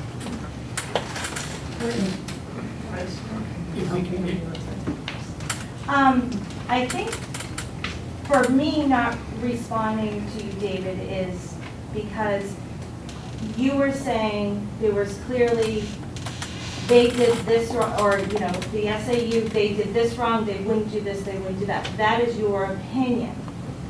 They are feeling that that's not accurate, what you're saying. So there's an interpretation. You're interpreting something different than the way they are. So, I've only been to a couple Hooksett board meetings. I know, the hardship. We had a hardship with Candy, and we'll talk about that. We have, we have gone the math program. We discussed it. We said, yes, we're going to move forward. Do we need to make a motion at this point? No, we do not. We have to wait till later on. So we discussed that at our board meeting. We didn't make a motion, but we knew that we were going to be paying for part of it this year. So there's discussions that happen, and I think the concern that I have is you are interpreting something and you feel very strongly and passionate about it, and I appreciate that, but you are assuming that they are absolutely wrong, and they are also saying that no, that they're interpreting it this way, and they feel that they are, it's this way. And same with the policy book. I've heard all about it. There is no book. You believe it one way, they believe it the other way.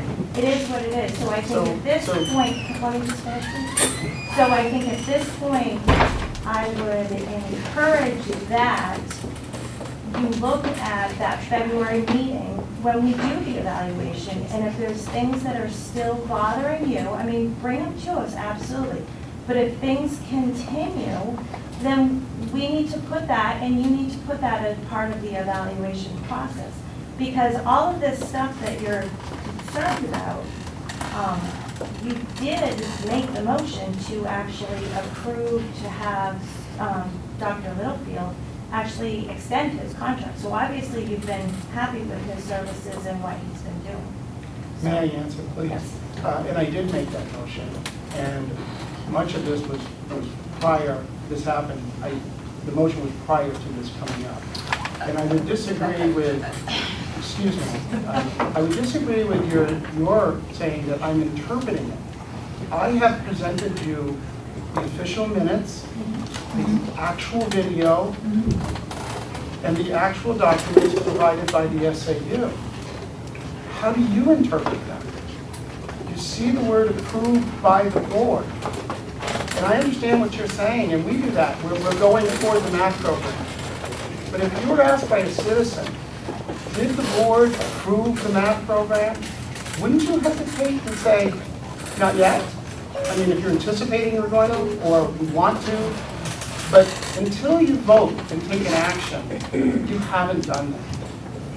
And I am not interpreting these things. These are facts. I provided them to you. And there are many things I do interpret, and I've not brought those here. These are the facts. And to say that they're being interpreted, and I am curious if you would accept the fact that if you asked me for a book in electronic format, and I had all the pertinent contents of that book electronically, and I told you, no, we don't have it, would you'd be happy with that answer?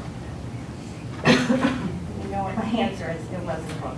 No, I'm asking you, would you be happy if your board asked our board, hey, by the way, do you guys have all these policies in electronic format? Do you have the book? And I said, no, we don't have the book handy.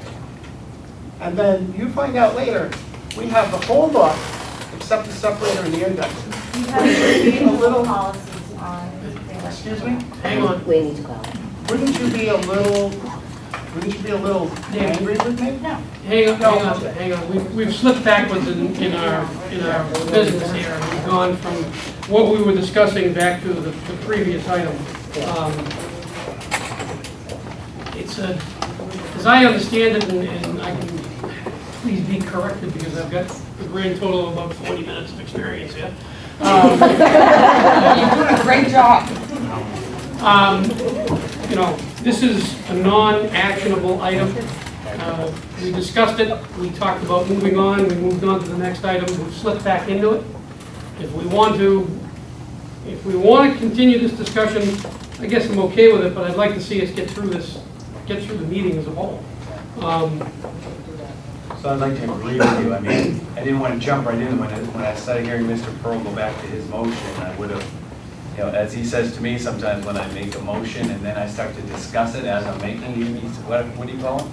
Rambling in emotion. Rambling in emotion. So he was starting to ramble on his own motion in my motion. So I was going to rein him in, but I didn't. No, I think that's a very good point. You know, I'd like to bring it forward. I understand David's frustration about how things worked and how he's presented the information and all that, but we heard what you had to say. Discussion ended and we moved on. And unless there's a great desire to continue on with the discussion, I'd like to keep going down on new business. Mr. Chair, I would apologize for jumping in on John. I don't think he was finished. Not a problem. If you came to an Auburn School Board meeting, we spend most of the time standing on each other's head doing the same exact thing. So I want to, if you don't mind, Chair, I'd like to pick up with Alan's question to me. And why back to me? Because it was a great question. And you said you were sharing your experiences. Well, John, this is how we do it. We've got a new board member in, you come in, you look to your senior people, they share things with you, you go to you meet the superintendent, and then you go up to Concord, you take the class. So I'm going to be polite tonight. I'm just going to say to you, I do receive some very good feedback from some of my senior board members. Okay? That's a fair statement to say. Okay? The other fair statement to say is I had an opportunity to meet Superintendent Littlefield when I first came in. It was to get to meet the superintendent for an hour. That was very enjoyable. Again, I always, when I meet somebody else, I really don't care what somebody tells me about them, whether it's good or bad. I always have to form my opinion of somebody with what they show me, what they present to me, and what they tell me. Good or bad. And I gotta tell you, I walked out of his office that day, I had a great impression of Dr. Littlefield. We really did. We discussed a lot. We discussed the electronic, policy manuals, and you remarked, John, this is a great idea. I support it. I support you doing it. It'll take us probably a summer, I believe is what you said, summer project. And I thought that was a long time for me. But, I said, I'm new to this whole thing. Maybe it does take us something, and it's going to take a lot of resources. So what I was sharing with you tonight are just my impressions and the reality of what happened to me as a new board member. What I just learned from you tonight, though, is you have an evaluation. I didn't know that. I didn't know you have a specific time where you have an evaluation. And to me, that may be more of an opportune time to share this with you. And I also think that I would be better prepared because I kind of didn't understand the process of getting it on the agenda item. That's why it looks like in disarray here. So I would be willing to table items F, G, H,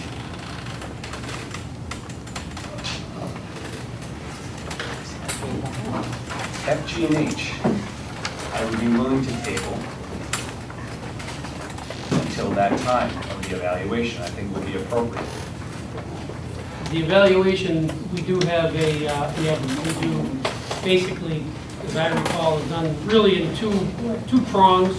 We have an online evaluation that's done, where you have the opportunity to read questions and respond, and then we do a live evaluation at one of our September meeting. All right. Where we do a live evaluation and we can have one-on-one discussions or group discussions about Dr. Littlefield's performance. Bring your own water balloons.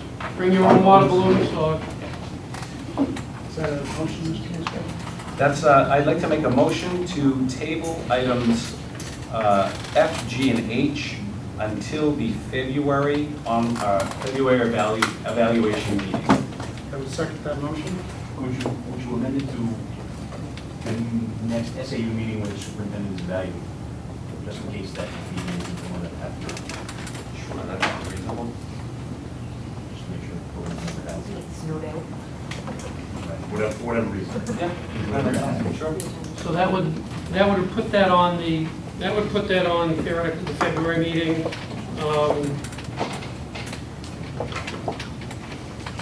Would that I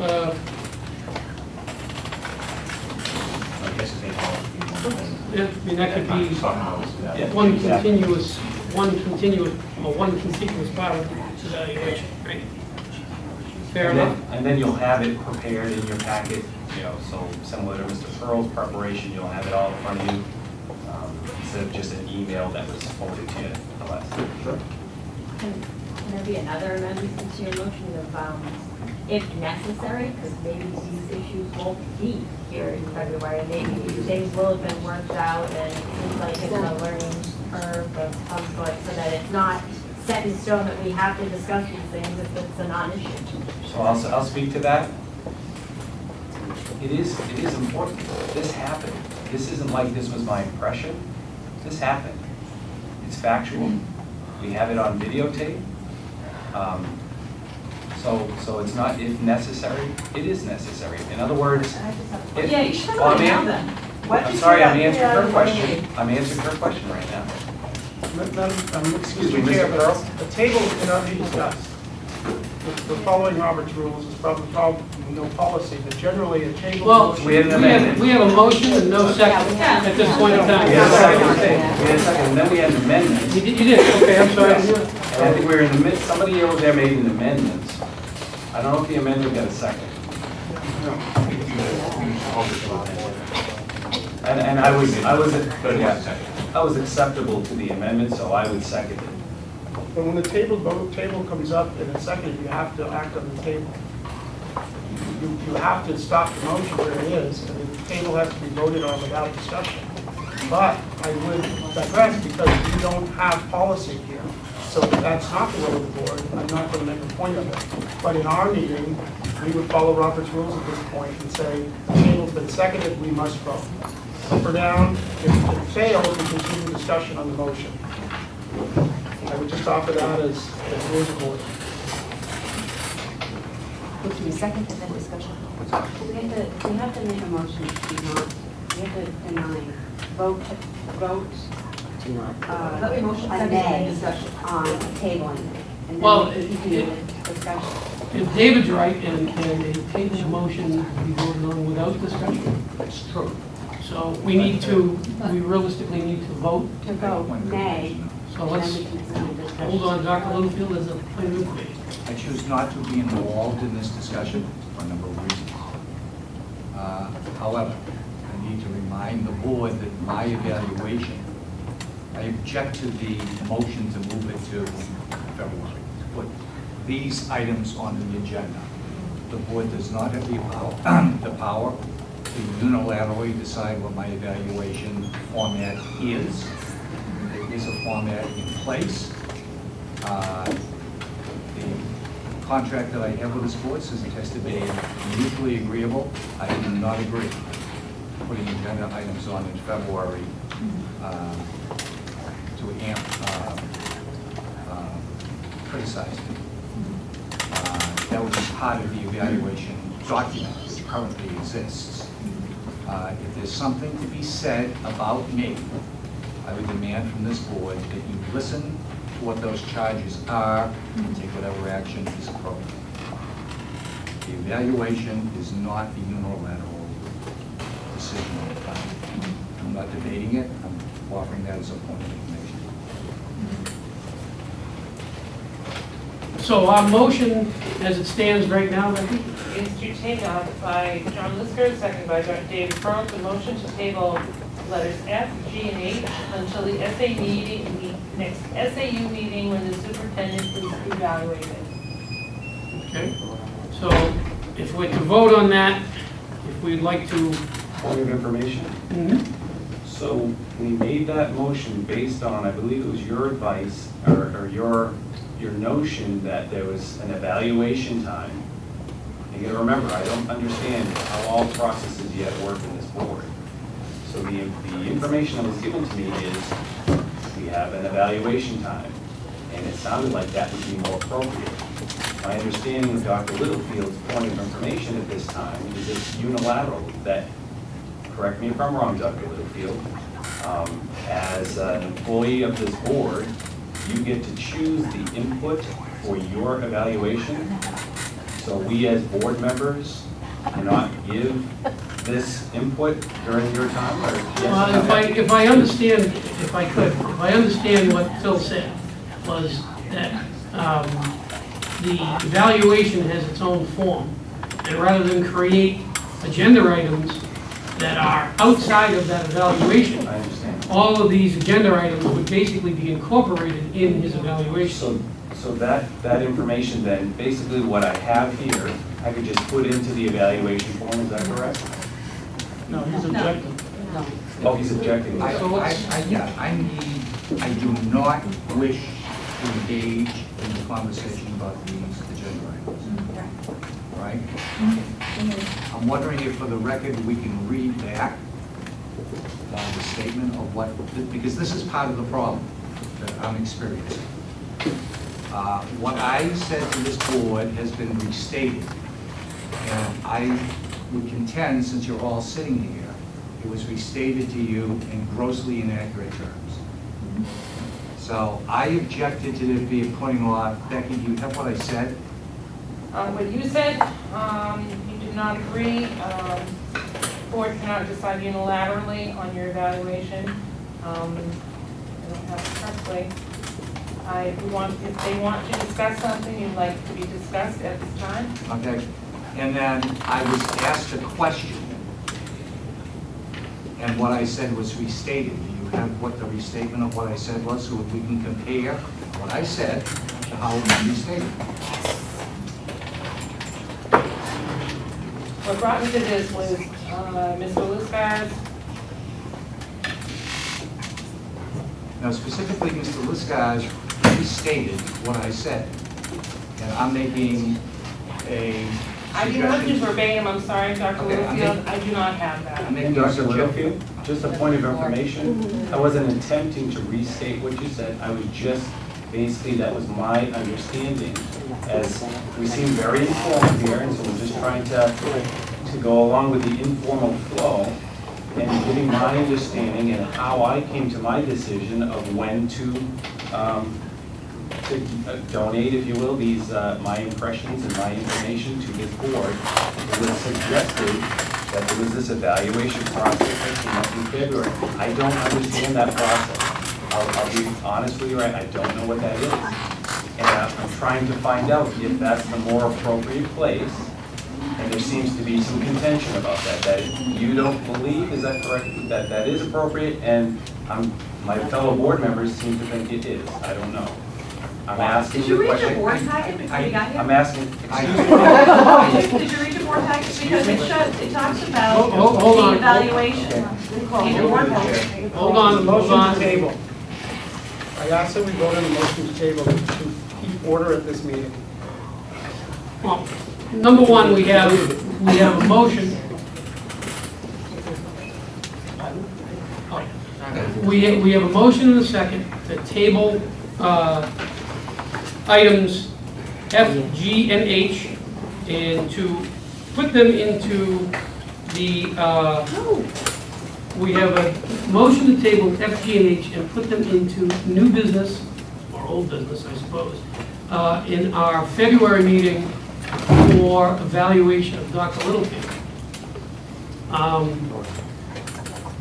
If I understand this correctly, if we vote to table these items, then we would be including those items in February's agenda. If we vote to not table these items, another motion could be made, or we can continue our discussion. So at this point in time, I would call for a vote on Mr. Liscow's motion to table F, G, and H and move them to the agenda in February. So I'd like to take a vote on that.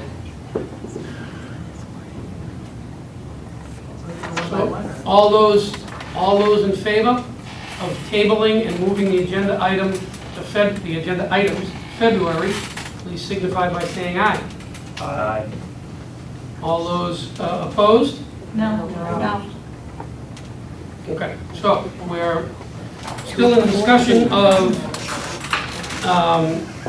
E, which is SAU relationship with Hooksett School Board. If we'd like to continue on with that, we can. If we'd like to change to a new motion, if someone would like to offer a new motion. I'd like to offer a motion, Chair. I'd like to table these, the F, G, and H to the October 16th meeting.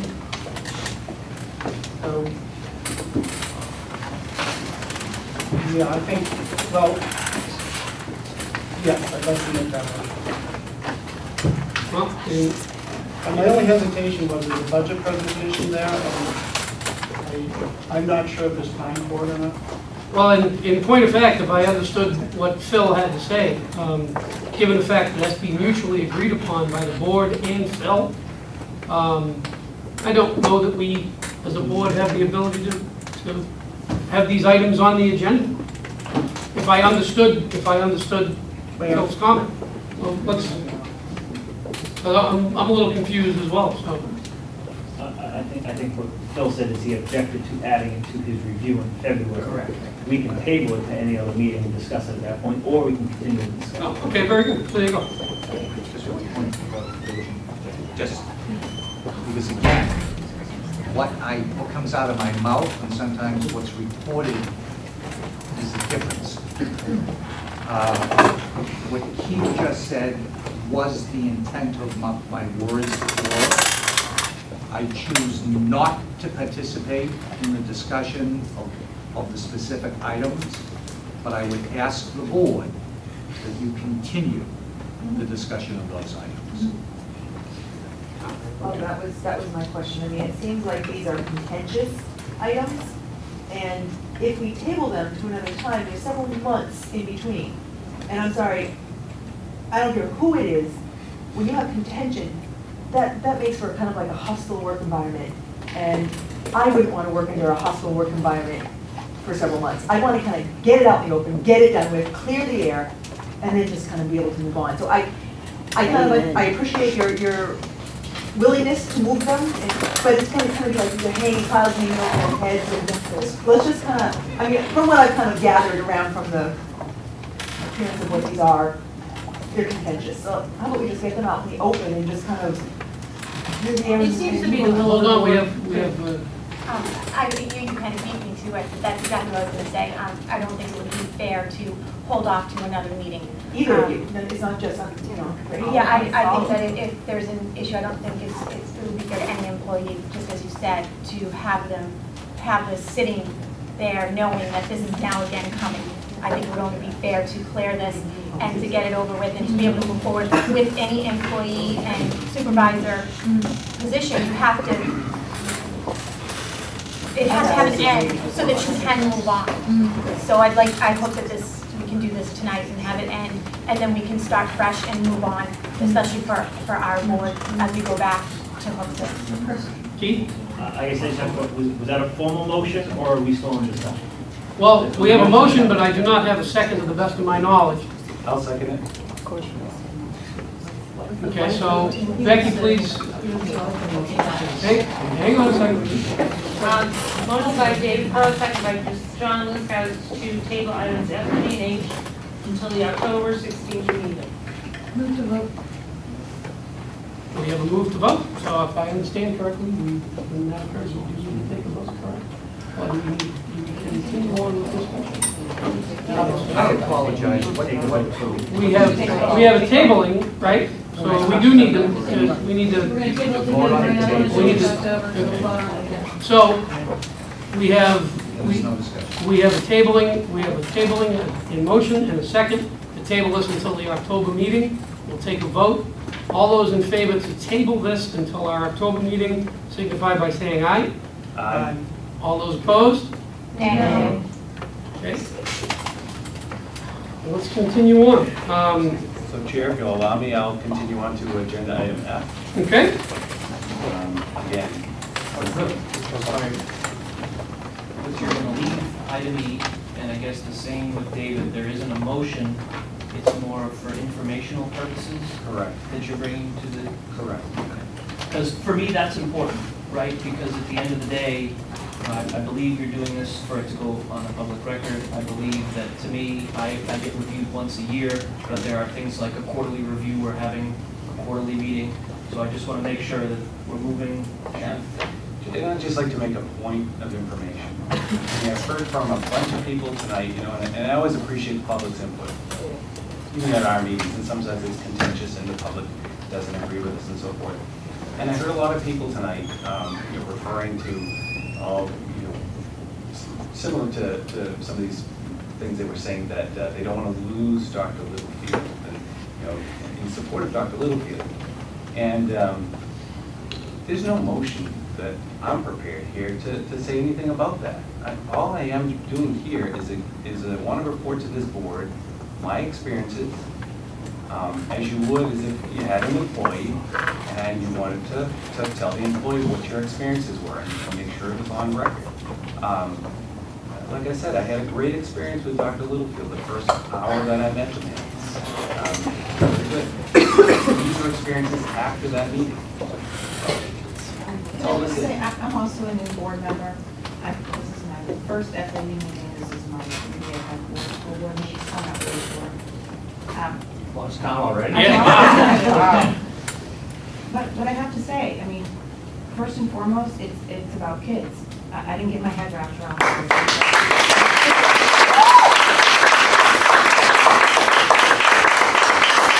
I'm also a businesswoman, so I understand the need for policy, I understand the need for regulation, but there's a time and place for regulating everything. I can understand when somebody makes a mistake in your eyes, if they don't own up to it, but I'm looking at these and thinking, what are we supposed to accomplish here? I'm not really sure. I get that you want to, you know, air your issues about it, but I went to school board training, I didn't even get to meet with Dr. Littlefield because my schedule wouldn't permit it. I shook his hand, I got sworn in, he gave me the 10-pound binder. I said, I'll get back to you if I have any questions. I went to my school board chairs and said, what do we do at a meeting? How do we make a motion? What can I vote on? What can I not vote on? And I learned it as I go. I went to my school board training, I talked to the people around me. Yeah, I wish there was a handbook too. I wish there was a handbook for being a mom. There isn't. Some of this stuff, I agree with you. I think we probably ought to formulate it and maybe at some point, I'm not done, to make a policy. Sure, let's do that. Let's get a committee together and make a policy. It's not the priority in my mind. We have other issues to deal with as a school board. May I please, you referred to the information in my eyes, and I presented you the information, and no one has said that it's incorrect, or they find anything in disagreement with what I've said. So to keep referring to it as my eyes, please use your own eyes. Read the document, and I am here to listen. If you're telling me that you believe at that meeting that was approved because there was some kind of conversation, please tell me. I don't believe that. The record doesn't show that. So I would rather we refer to that as a fact, unless you'd like to please bring it forward and show me where I'm wrong. Because I've taken the time to make this packet for the board from the record. We're slipping backwards and backwards and backwards. We're back to Thank you. Thank you. We're on to F. Let's move along to F.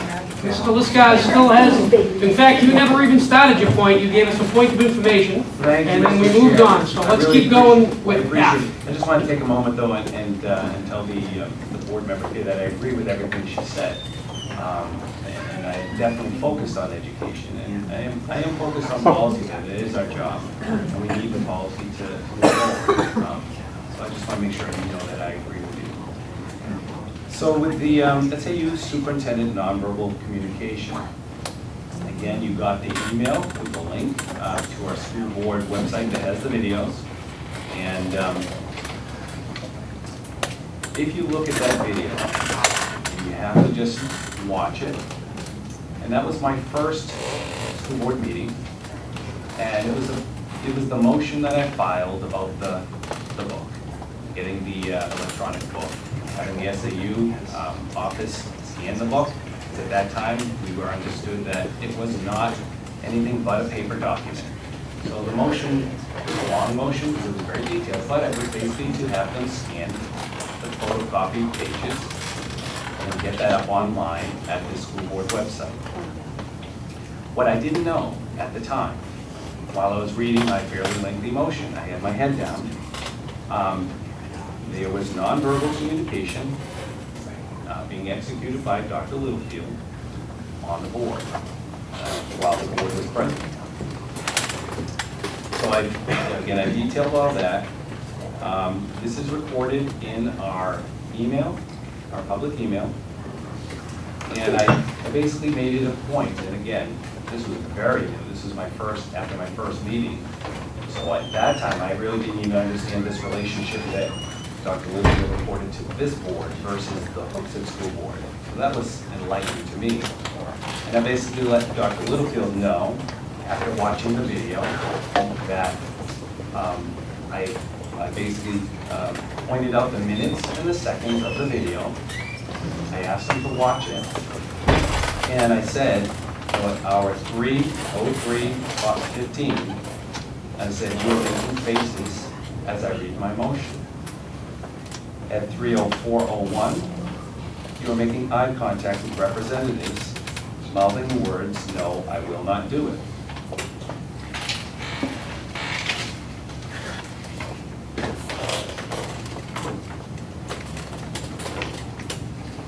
I'd like to have him finish his And thought. basically, because I messed up here. But when I brought this to Dr. Littlefield's attention, he was very gracious. He says, I apologize if my nonverbal behavior was inappropriate. It will not happen again. And he also made a statement, to be fair to him, he said, I also apologize for attempting to unite the board. I will not take such an initiative in the future. You can read these emails yourself, and I invite you to watch the videos yourself. What I experienced here, and nothing against Dr. Littlefield uniting this board. All I was drawing to attention is that the fact that as a person who was newly elected to a board, reading his first motion, I did not appreciate the nonverbal communication that I saw on that video. But that's all it was. I'm bringing it to your attention because this board employs Dr. Littlefield. Just you had. Yes, I wanted to comment that when brought to Dr. Littlefield's attention, he apologized for his nonverbal communication. When you apologize and someone accepts your apology, the issue's over. And I would caution anybody who accuses anyone of nonverbal communication that they make sure they're not doing it, because in our meeting this past week at 8:16, when board member Axton was speaking. Point of order, she's speaking to a different thing than what I have here as an agenda item. Well, frankly, we've gone on and on about many things that weren't on the town agenda, and I think this speaks directly to it. Okay. Because if I get the gist of where she's going, it speaks directly to the point at hand. So let's hear her point, and everybody we can all make our own decision. What you were starting to say was about this. I want to say, I get like she's going, you know, almost sort of a show for, you know, what's that saying, you know, tit for tat, you know, you did this, but you did that. And I don't really want to get into that, especially where she mentioned my name. I think it's more important that when we're serving on these boards and we do feel very passionately about a lot of things, it can be hard to not, to stay so steady and not to, your body language not to say something, or your facial expressions not to say something if you don't agree with somebody. This is hard. It is going to be contentious, and I think people are going to sometimes do that. And I think it is good that we are reminded of it on occasion. I don't think that always has to have this apology and this big, you know, to do. I think you have to allow people a little space to save face and be like, yeah, okay, I got to be better about that. But I do think it does need to be, that we all need to be reminded of that, and I think that that's a good thing. But I think if we want to go with this whole idea of we're his supervisor-employee situation, this particular item that he's speaking of, he did apologize. It was taken care of. And I guess I understand that if you wanted to bring it to your attention, I understand that. But I guess my point is that I do feel that it was corrected and handled by Dr. You Yes. Chair, I agree with what Representative Axton said.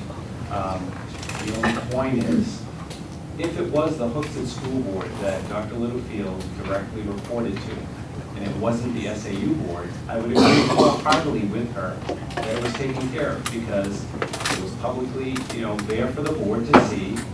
Dr. Littlefield did apologize. I accepted his apology. But if we are not his employer, if you will, this board is his employer, then it is not a done deal, right? It's not a done deal because it's something that this board should be aware of. That's all. Okay. Okay? So, point of interest, we've heard that information. Anyone else contributing to that conversation? Moving along. Okay, so we'll move on to G, item G. So you'll be happy with item G. I didn't realize Mr. Pearl was covering this in his item with the right to know request from the citizen. That was a documented email, right to know request from the citizen. And it was the same conversation basically I had, except this was an email form. It was what I had asked Dr. Littlefield in our office. So there's no need to rehash that. Mr. Pearl covered that in his presentation. Okay. So that covers G then? That covers G. Very good. Moving on to item H. Item H is discussion of respect for chair, meeting process, and board members. I can find my paper. I've been meaning to take this one up and on. Shut up and sit down.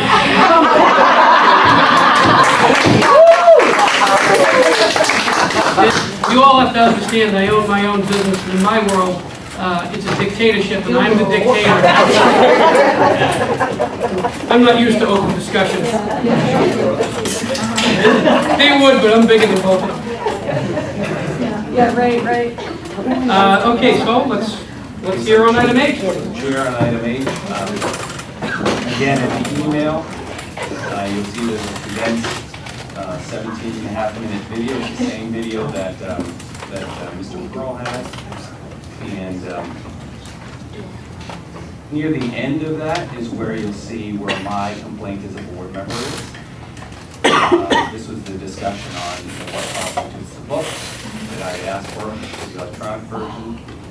And what disturbed me the most is that while I was in the middle of speaking, and it sounds like in Auburn, you could probably get away with this, so you may have a hard time understanding this, but in ours, you basically have to be acknowledged by the chair, and even Dr. Littlefield, I think, will attest to this, that we always get our hands going up.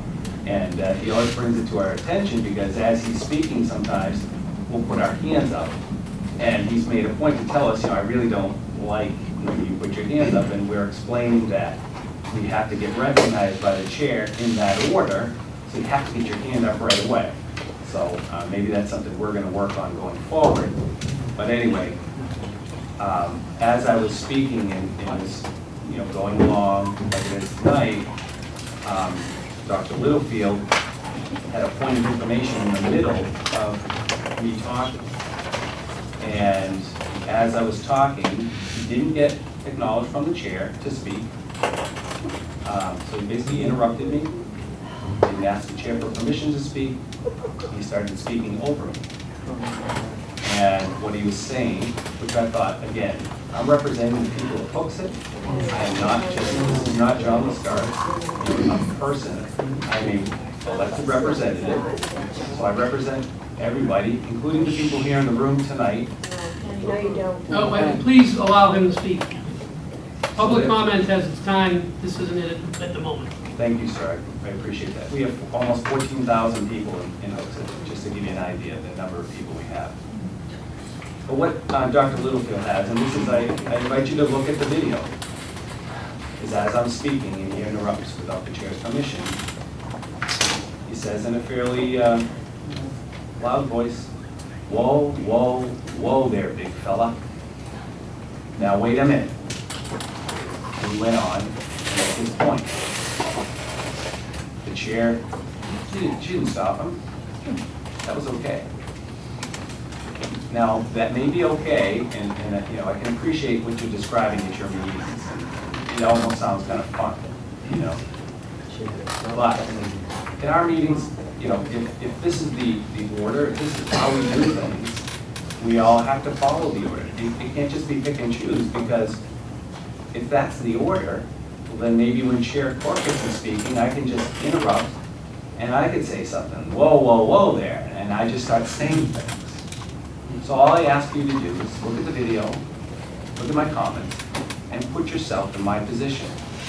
Would you like it if I did that to you? And that's all I want to say on that subject.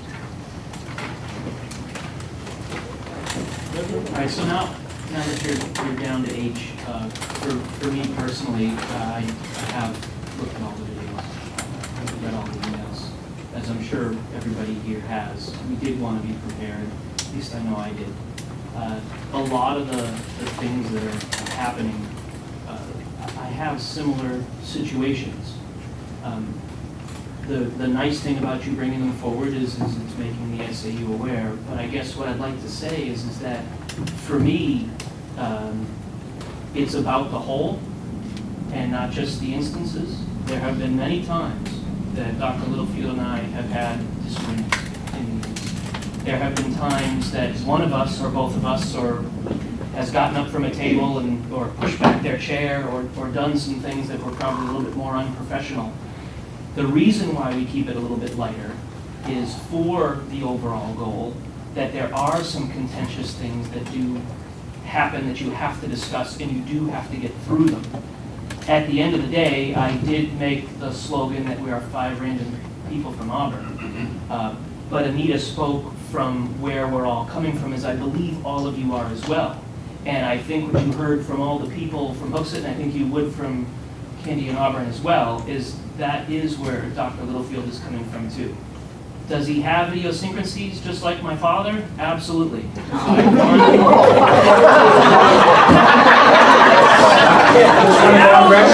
didn't say that, Dr.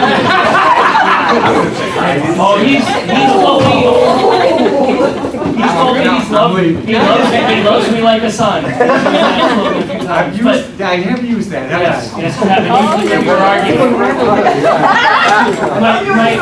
My point is that it's how we get through those situations that are, to Anita's point, going to help solve those problems. So I think for us, or for me, because I'm speaking for me, is that I've had similar situations in those cases where I felt that I had something that, and I wanted to make sure it was on the record, and I've gone through the emails and then presenting it to Dr. Littlefield, and I had it resolved either in a one-on-one or a board situation, and then I moved on.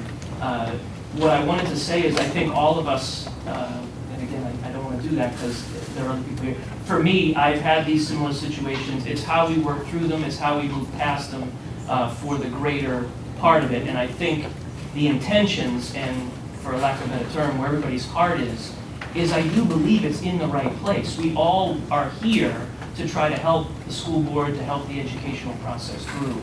And so for me, that's how I saw a lot of these, that again, you're bringing them to our attention. It might be something for me now that I'll keep an eye out for, and that we'll look at a performance review. I didn't want you to think it went unnoted from my standpoint, and that, it's just, that's my take on it. I would like to comment that I've had similar situations with Dr. Littlefield, many, and we've resolved them many times and worked on many things together. The problem I had with the 3 that I brought was they were not resolved, and that's why they're still out there. And it concerns me because I am a representative of the community and the budget, and they need to be resolved so we can move on. But when a mistake is shown, proven, and it's not corrected, what do you do then? So there are times that there is going to be an impasse, and I think unfortunately in some of your cases there is a stalemate, and there is no way to move forward, especially if there isn't going to be a motion by you or anybody else by the board on what to do to that. So again, that's why I think Alan asked, and I think that's why I asked John, confirming that they were informational purposes for us to review. So that's where I think you are. Without sliding back too much further. Just as an observation on this, it appears that a lot of this is your board and the way that you're working together, and the fact that the way that you're running your meetings. And I mean, not to go back on Mr. Pearl's thing again, because I know we don't want to, but I mean, in our meeting, I would think that we would have made a motion to correct what we might not have made a motion before, just to make sure that the record was correct, if that's what we really wanted to do was by the math program. In the case where Dr. Littlefield and I have spoken out of turn, the chair should have asked him to wait, and then you can move on. So a lot of this just feels like a very dysfunctional board to me, that's just my opinion. And I think a lot could be resolved between the 4 of you, and hopefully you'll elect another person that'll help with your stalemate here. And also, you're a very young board. I mean, the most experienced people have 2 years. My first year, I sat there going, oh my God, please don't talk to me. I don't know what I'm talking about. My second year, I'm like, okay, I can get into this. I can get part of the discussion. I gotta know what's going on here. And then my third year, I chair. But, I mean, when you're young, none of you really are experienced. And so it's really kind of hard to work together when none of you really have that solid footing.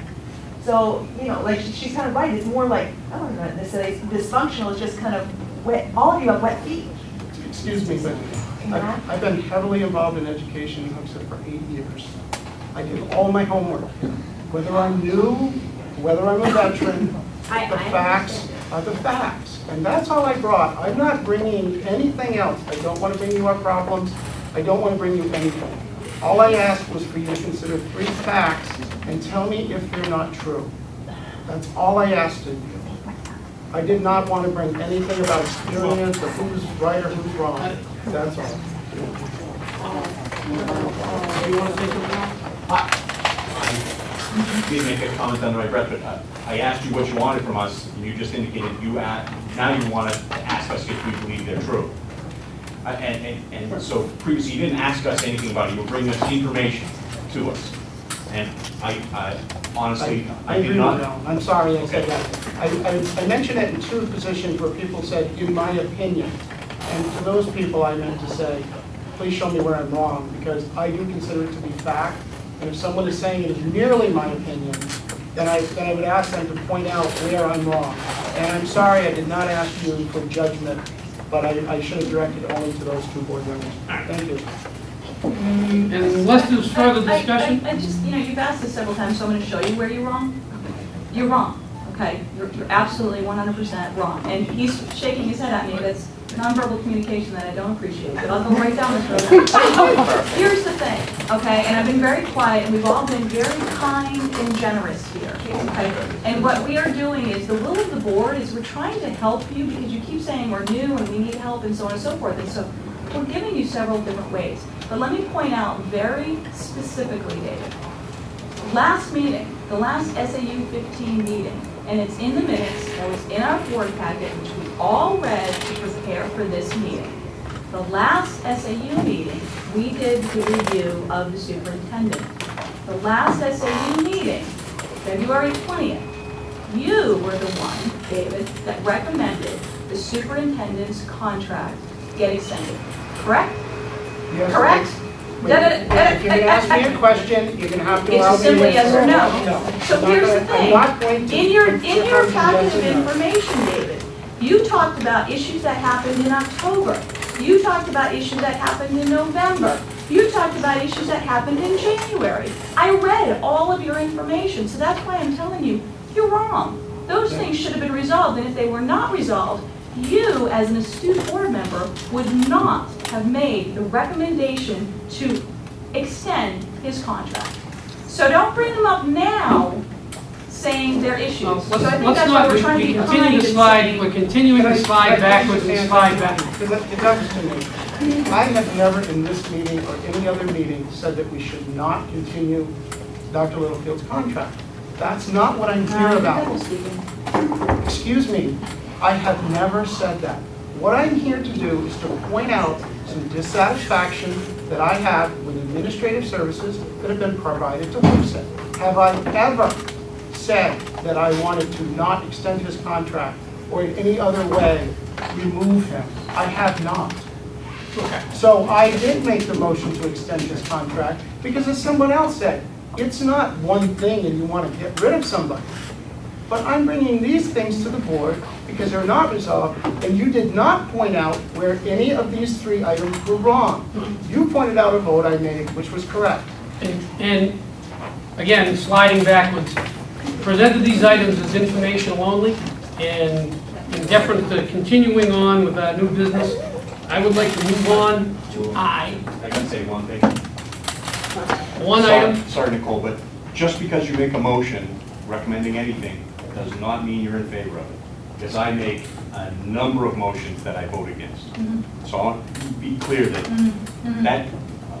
I don't want to, that just because you endorse it in a motion does not mean you endorse it. It's the way you vote on whatever that is. Fair enough, good point. And moving on to I, legal threat against board member. All right, so legal threat against board member. What happened on Thursday, May 2nd at 7:28 p.m.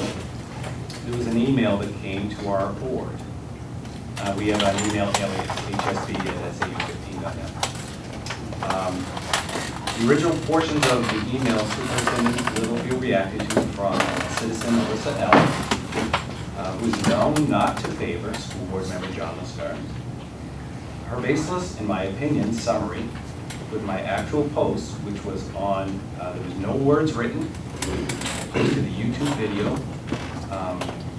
It was a post of the famous semantics video of President Bill Clinton citing, "It depends on what the meaning of the word is." And at the time, the discussion that was going on in town was about the meaning of the word book is, because I had just gone through this whole making a motion, gathering electronically this book. So it was a discussion that was going on. So the citizen, and I sent copies, and I don't know if you get a chance to read them at all, which shows the actual, there was no words that I posted, there's a video. And I just want to read you Alyssa L's comment, which I believe, and Dr. Elizabeth will correct me if I'm wrong, is what he reacted to. And she said, "I'm appalled at all the nonsense going on in Hooks at Issues." Hooks at Issues is a Google group that Mr. Pearl hosts. It's where citizens in Hooksett can get on and talk about, if there's a farmer's market, or they can get on and debate issues. And she said, "Mr. Liscars comparing Dr. Littlefield to Bill Clinton, ? That is grounds for slander. Just wanted the whole board to be aware." So that was Alyssa L's impression. Fast forward to this being received by the Hooksett School Board, and at 2:22 a.m. on Friday, May 3rd, this is all public, Dr. Littlefield writes to me, and he CCs the Hooksett School Board, "It has been asserted that you have both publicly and in writing compared me to Bill Clinton. Could you indicate whether in doing so you were speaking as a private citizen or a school board member, so I can better determine how to seek relief from a characterization that has caused me deep emotional distress and irreparable professional damage? It is my intention to be made whole, and your response will help my attorney to determine the proper venue." So, as a new board member, first of all, I've never been legally threatened by anybody. This was a new experience for me. There's an email exchange you can see on there. I basically said you're wrong with your assertion, and I went on to make comments what I was upset with as a new school board member. Dr. Littlefield took exception to that, but you can read all of the details. My point is, you talk about the relationships you have with your boards, and it sounds wonderful. And when I went to the one in Concord, they talked about the relationships between the administration, the school boards, and your chair. It really sounded wonderful. I mean, I really was looking forward to it. And unfortunately, what happens in our town, some of the citizens on the outside are saying they're all for education, they're all for this, we're for the children. And in the background, they're sending the school board these type of emails that you can read them, and on the surface, if you don't do your research, you may make a wrong assumption. And the problem is, if you make a wrong assumption, and we go down a trail, and this is my opinion anyway, Dr. Littlefield may have another opinion, and that's fair. The problem is it just creates more contention in your board. So, the stuff that goes on Facebook, public blogs, talking around the water cooler at work, talking around, phone conversations, all of that stuff really has nothing to do with the business of the board. But if citizens make it the business of the board and they get others involved by making assertions and assumptions, it adds to the contention of the board. That's all I have to say on it. Just want to share that with you. Want to speak? I've stated here, I've been a school board member for 2 years. I have been the chair since probably middle of January. When I saw that post, I believe that everybody in our country who's over 18 years old knows that the definition of is directly related to Mr. Bill Clinton, our former president's sexual relationship with Monica Lewinsky. I didn't say that, just want to It go on doesn't record. matter, you did not say it, but the clip is related to that. That is a personal attack on our superintendent, or a school board attack, whichever role you were representing in, and that we, as a SAU board, need to protect. Dr. Littlefield is our employee, and he needs to know that we are looking out for his best interest. I have the honor and the privilege of coming in contact with people who know Dr. Littlefield, because I am pursuing my master's degree in education, and I say that with the camera on, and my soon-to-be ex-husband does not know I'm in school, so that could cause some problems in my personal life. And I meet people who, when they hear I am from Hooksett, before they even know I'm on the school board, have nothing but amazing things to say about him. And for anybody to make that reference is absolutely not acceptable to me, and we need to protect his professional relationship as board members, as individual people. He is a person, he has a profession, this is his livelihood. And I just feel very strongly that the SAU staff works for us, and it is our job to make sure they have a non-hostile work environment, that they feel comfortable, and that they feel appreciated by all of our communities and all of us as board members. Chair, I just want to make sure it's very clear for the record. Those were her words at the beginning of that statement. I never said those words. I never had even the intention of applying what she just said. That's the second person now. One was made by a private citizen, Alyssa L. She made an assumption. And now my own chair has not only made an assumption, she's put it on public record. I just want to be very clear, I didn't do that, and I never said that. And I even never implied that. So those are not my words. The second half of what she said, though, I wholeheartedly agree with it. Because when I talk about Dr. Littlefield and my experiences with him, they have been very positive lately, because a lot of what I had talked about here tonight, to give him credit, he has corrected. And one point he made a joke with us, and he said, "I'm going to sit here like a good little boy." Do you remember that night? And you got to give him credit. I look back preparing for the job of job of school board, and I look back a lot of the videos, and I saw a lot of these, what you talk about, this board member talked about some of the exchanges that Dr. Littlefield has with your board meetings.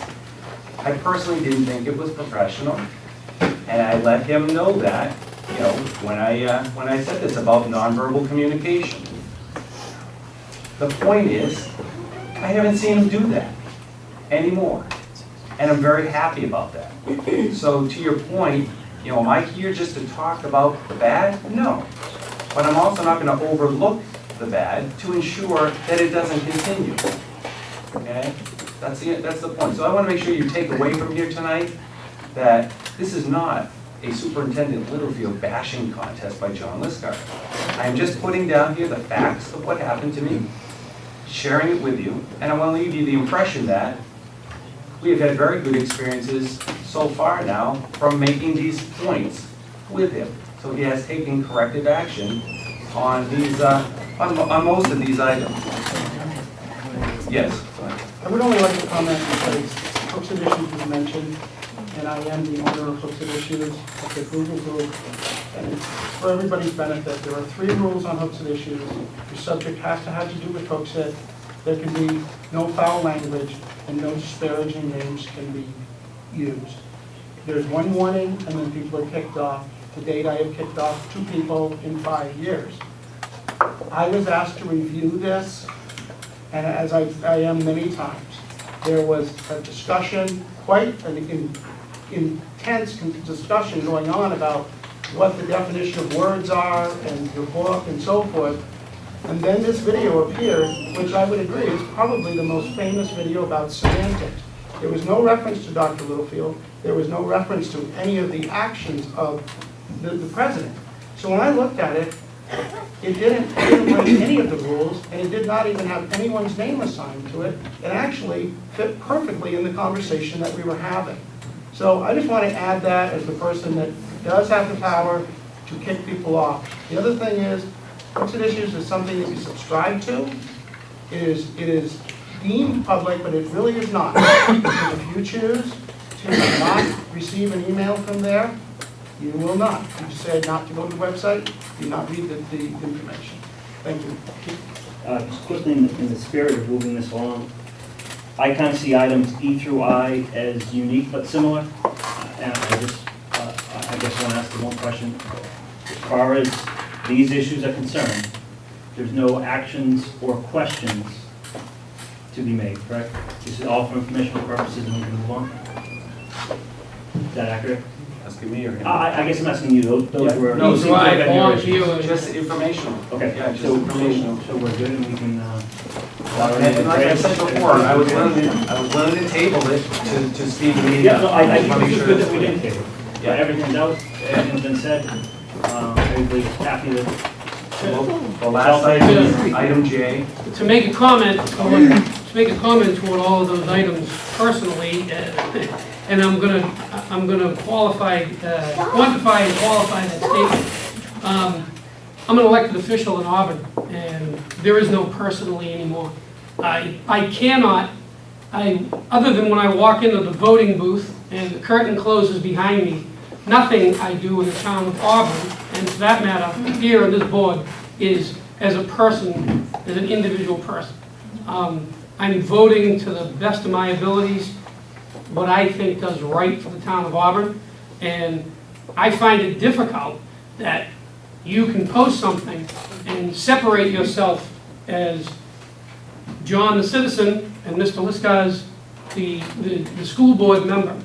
And furthermore, I find it pretty much impossible that any of those people can do that for themselves. You might be able to. I don't think they can. They see you as Mr. Liskars, the school board member. Any comment made on any forum that these people have access to me is done as a school board member. And it's troubling to me because I've spent a lot of my time watching your interaction as a group, and you guys are dysfunctional. There's no other word for it. Hold on, I'm not done. You guys are dysfunctional. I understand and I appreciate your desire to do things in the giant thick book, Robert's Rules and everything. And frankly, I'm shocked that she has to walk around with that book, and I think you have a copy of it too, Dave, don't you? You have a copy? Robert's Rules, no. So you just have it committed to memory? Sir, please don't mock our I'm not mocking what you're doing. What I'm saying is I've watched hours of video, and it's difficult as a fellow school board member to watch it. Because we're not here to discuss our board. But we just spent the last hour and a half discussing exactly your board. Haven't we? That's not why we came. That's your decision to discuss our board. We put it on the agenda. I directed all my comments to the matters at hand. So please, we are dysfunctional. We're working on that. But we don't need to be mocked by another board. Would you not say, to not drag it out too much longer, and I apologize for that, I do. Would you not say that the posting of that short President Clinton video was strange to say the least? Now, are you asking me or him? I just want to clarify. Either one of you two guys is just fine. I suppose Mr. Liskars, he brought it up. It's his agenda item. So I posted to you the facts so far. I would like to respond to you. Unfortunately, there's a potential legal threat against me. Certainly. So until that legal threat is served, fair enough. or an apology is given to me. So you talk about rectifying. Please. Okay? So if a mistake has been made, let's say because, as I said, that Alyssa L. summarized something that was not true, and somebody took an action which is a legal threat based upon that information without discovering for themselves, and an apology is made, I am willing to forgive and forget and move on. However, right now, there's a legal threat made against me. I've never had a legal threat made against me in my life. I take this very seriously. So I'd love to answer your question, but I can't right now. Fair enough. I would just like to comment one thing. It really troubles me that I'm serving on an SAU board where it seems the will is that you are a school board member 24 hours a day. We were told by our own chair that we are not.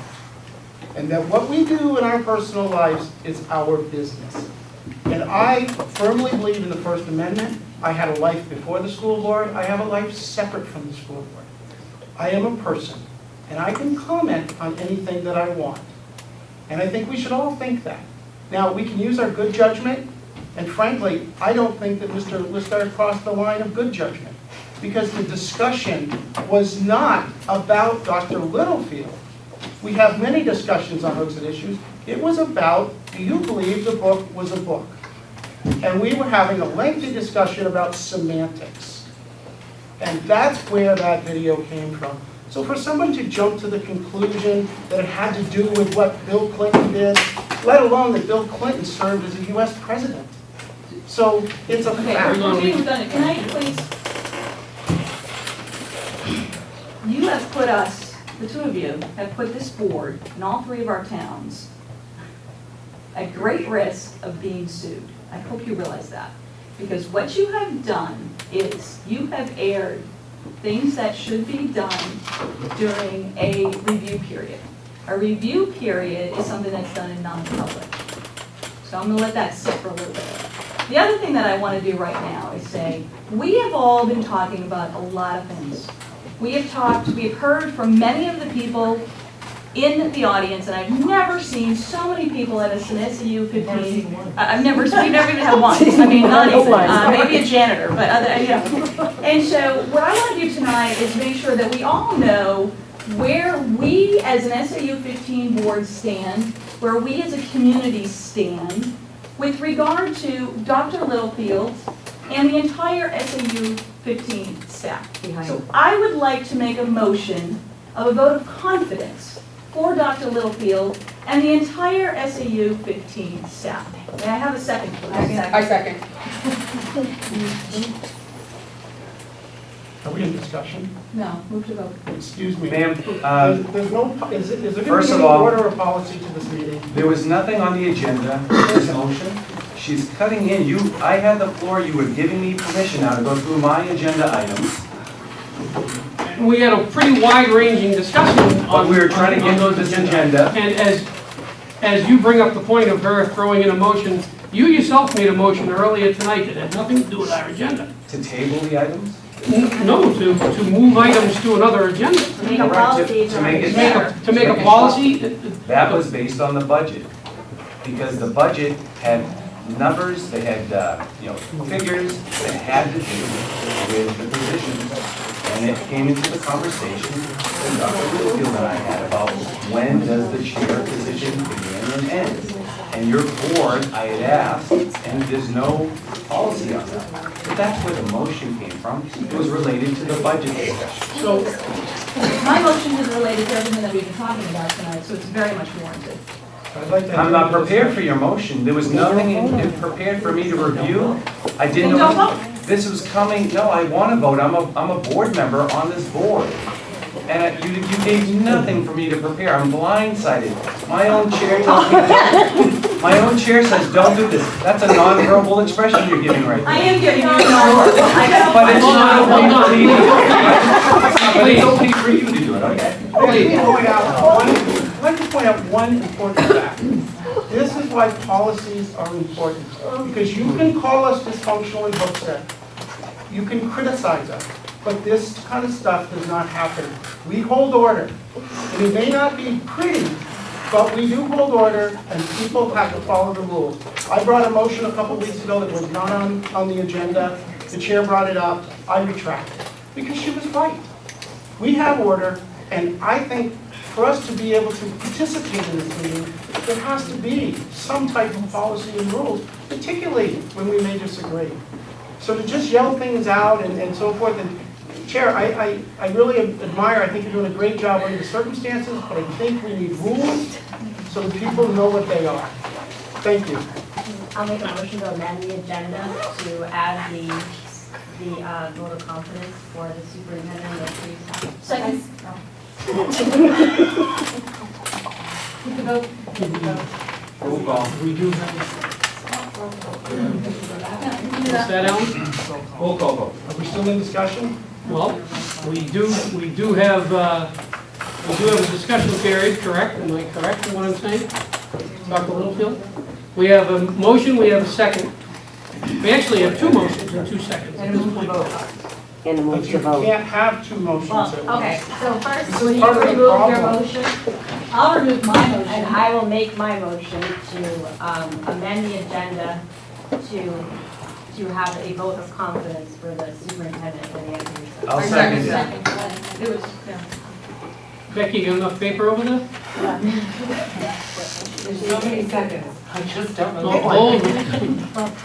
Okay, so we have a motion. Who was our official second on that? Just so I It know. was originally Nicole Lamb. Yeah.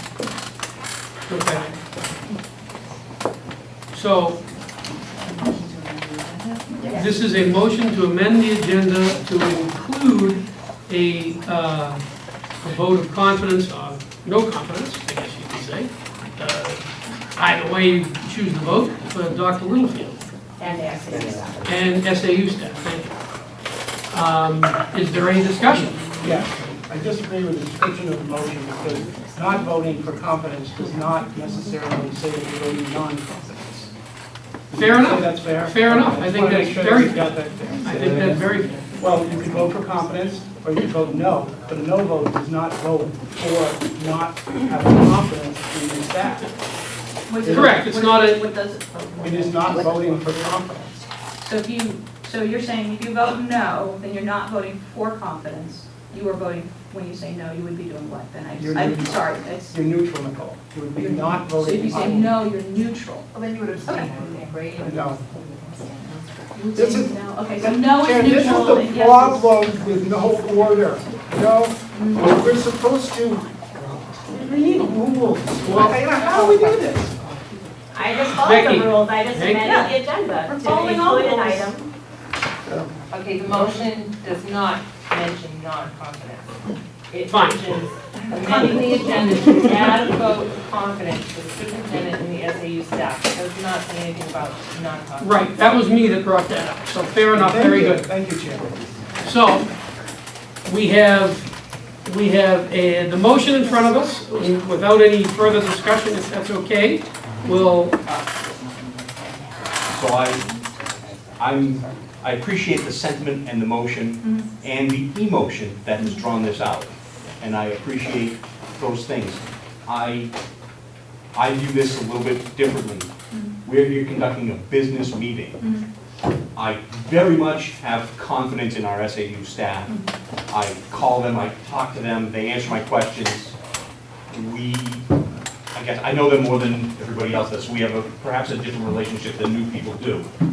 I have no reason, I'm not going to vote, I don't wish to amend the agenda to have a vote of confidence because emotions are running high. I do appreciate, and I'll say that I'm not familiar with everything that goes on in Hooksett. I will say it's disturbing the number of emails over the same things, and there are back and forth things that I don't want to be involved in because I'm in Auburn. And the way Hooksett works, you have indicated that your board is not working as effectively as you might like it to work. And I'd like to help you, I'm tapped out. All right, I got enough going on with what I'm doing. You know, and I feel for you. I'd appreciate it if somehow Hooksett could get it together enough so that our SAU staff is not don't want to say overburdened, but I think there's a drain on that, dealing with the things. As you guys pull it together, you're going to pull it together. Or you're going to go down in flames, maybe one or the other. But, so, along the way, you know, just get there. But I'm not the lovey-dovey guy here. I got a family for that. So I don't want to be involved in confidence or no confidence, even though it's a great idea. It's an emotional reaction to a business that we're running. I didn't notice who had their I had hand my up hand first. first. Alan, I just want to speak to that point. First of all, I think it's an excellent point. We are conducting business. This is my first SAU meeting, so again, like I told you earlier, I always make my impressions the first time I meet somebody. I've never met you, I don't think, before. Have I met you before? I built your basement and I built your deck. Oh!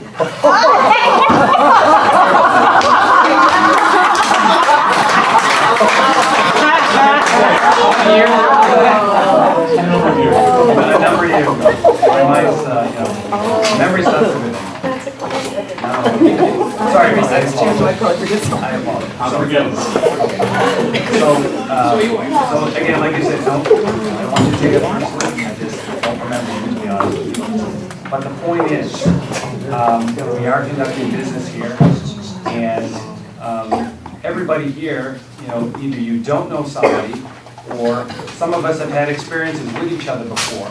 So to act like potentially we don't have experiences with each other before, I don't think I think it's disingenuous. So Nicole, you and I have had experiences before in the past. Absolutely. And they haven't been good ones. No, they have right? not. So I think, to Alan's point, this vote is emotional, and I don't think it's fair. Okay, because I agree with Alan. I have confidence in this staff, but I don't think we need to go and get political at an SAU meeting and add emotional votes into the mix. That's just my opinion. I'd like to clarify though, I will say that the emotion that, I don't want to speak for Katie, but the emotion that we're feeling here in Auburn is a weight is being pushed on the SAU from Hooksett. So I want to be clear about that, and each town gets different things at different times. I do believe it's going to be lifted. You guys come together. You've got to come together. Your community wants you to come together. I can't imagine. I've read some things. I haven't looked at everything. You're not getting anything done. Oh, we all understand. We're trying. So you're going to have to come together. Why did the discussion come back to our board? We came with very specific things. Excuse me, please. We came with specific items of business about administration. That's all I came here with. I did not ask you to try to comment on our board or a dysfunction or a function or anything else. And we do accomplish things, but by even talking about that is breaking what I just said. It's only the issues I'm interested in is the administrative services provided by the SAU to Hooksett. And I do think we're burdening those. I would agree with you. But that's all. The only reason, and I'll just answer that, Mr. Chairman, you gave us your board to look at. You gave it to us. You said, this is what's going on. Everything you gave us. In my time here at the SAU, I have never seen a board member provide an agenda item. The agenda items on the SAU level has always been either chair items or stuff that the SAU has sent out. It's been very bland, you might say. So this is all new to us. And the Hooksett board pushed Hooksett issues into this board. So I would have never, I don't subscribe to the things that you do. That's why I'm reacting to that, because you gave it to me. I'd like to correct the record, because it wasn't the board. I brought issues personally, Mr. Liscars did, so it wasn't the board. And I had to use the minutes and the videos from our board meetings, because that was the example that I was trying to show you about the administration. We don't have administration in any other realm. It's just when we're at the board. So unfortunately, yes, you had to see the context of what we were doing, but it wasn't for the fact of commenting on the board or anything. It was from my concerns about the administration. Thank you. Well, did you have? Yeah, I forgot what I was going to say. We've gone around and around and around so many times. I mean, there's a motion. I mean, we should be Well, we're in discussion. I guess my point is this, is that you've called into question, David and John, the character, the... Excuse me, I You did called not. into question... Excuse me, I did not. Who did? I called into Who did question then? the administrative services provided by the SAU to Hooksett.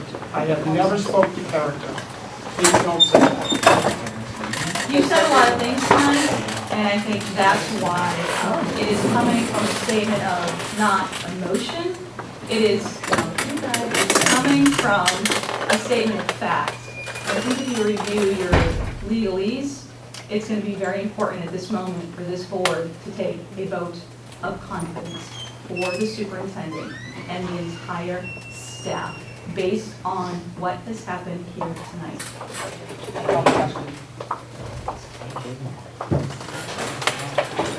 All right, so we have a motion, we have a second to amend the agenda, tonight's agenda, to include a vote of confidence. Do I say that correctly? Very good. So the question is moved, so if I understand it correctly, let's take a vote. All those in favor, actually we're missing a board member. She just stepped out. So No. I would like to make sure everybody's here for the vote. So we'll give her a moment, if everybody wouldn't mind. We'll need her a moment to come back so we can have everybody. So you want 5 minutes? Can we vote? Should be 5 minutes. Should be Just back. hit the time, then we'll...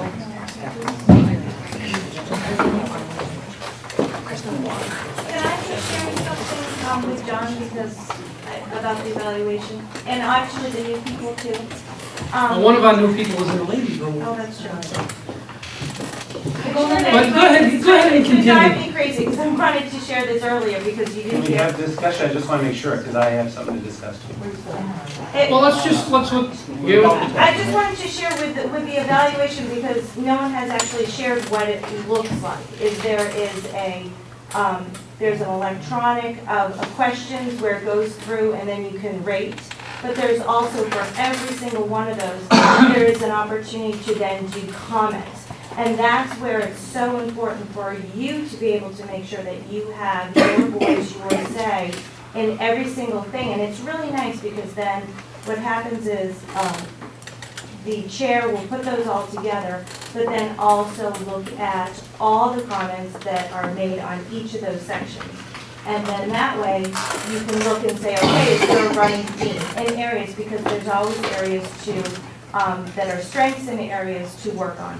And a lot of times you'll see running themes through those. But it's really nice because even if you may not feel like your voice is being heard in a larger group like this, you absolutely have that opportunity to do so with every one of those items. So it's nice. May I? Well, if it's about the Yeah, just to talk to what she just said. Oh, that's fine. First of all, I We can certainly have that appreciate- discussion. I appreciate what you did, because I didn't know that before I came here tonight. Did you know that, Dr. Littlefield, what she just said? He's not talking about it. No. No, okay. I don't want to, you know what, I don't want to get involved because of the breadth of this conversation. Okay, all right, so then I'll just speak to it then if you don't want to get involved, because your point is well taken. If I had known that, I wouldn't have had to come here tonight. Dr. Littlefield knew about all of this. I was preparing it, he sent you the email. So I ask you this question. If he already knew all of this and he knew the procedure you're talking about, I would have thought he would have said to me, John, you know what, you don't know this yet because you haven't even gone to one board meeting, but there's this thing called an evaluation form, and it's got a comment section, and all this stuff that you have here, all these emails and this point you're making, be a perfect place for that. If I was told that before tonight, of course I wouldn't have had to add it to the agenda. I wasn't told that.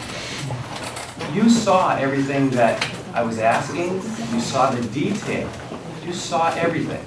And so did Dr. Littlefield. So that's my point. If there's information, give it to me. You know, tell me that. And if if I had known that, I wouldn't have had all this stuff on here tonight. So thank you for sharing that, I appreciate it. All right, so we have everybody back, so that's okay. We will vote on our amending the agenda item. So I will take a vote. Everybody, let's see, all right? You did. And how do I go about a roll call? Well, actually, it should be a recorder. So we're not getting disadvantaged, we should all interact with everybody. Just point and say, hey, you. Call people by name. Hey, you. Mary Rapaglia. The amendment is, Emily Roster voted with a second by Nicole LaFlamme to amend the agenda to add a vote of confidence for the superintendent and the SAU staff. We're doing a roll call, so I have to ask everyone individually. So Mary Rapaglia. Deb LaFlamme? Yes. Emily Roster? Yes. Yes. Nicole Kim Royer? Yes. Alan Villeneuve? No. Brian D'Amelio? No. Nita Gilday? No. Keep it clear. Sorry. No. Chris? Charlotte? Actually, I don't know that I vote. Do I Oh, vote? okay, he did. Does he? I'm sorry. No. Charlotte Axton? Yes. Trish Corgus? Yes. John Liskers? No. David Pearl? No. 1, 2, 3, 4, 5, 6, 7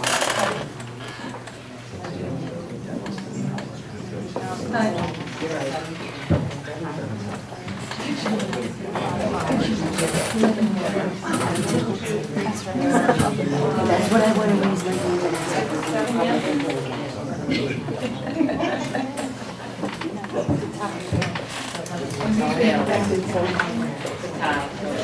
yes?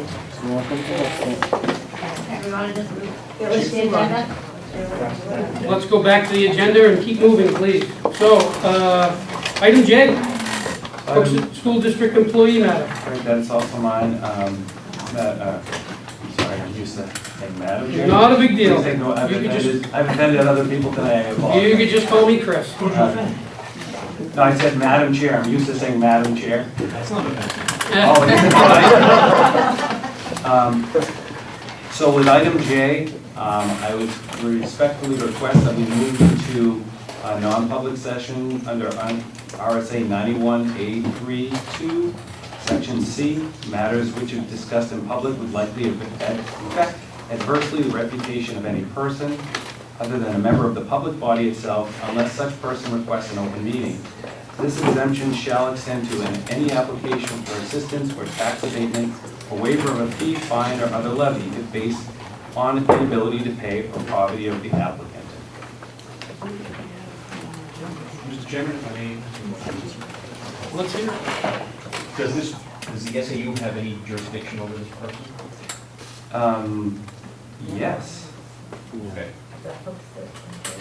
It's a school district employee, so I didn't. Yeah, I'd love to talk about it, but Very good, I'll take your word for it. until we go into it. And as far as I know, so if we go in, I'm good, you'll know right away. Very good. Once I say it, you can tell me we need to come out. Ask me, thank you. Okay. So you made the motion? I made the motion. I second the motion. David seconded, so that also requires a poll.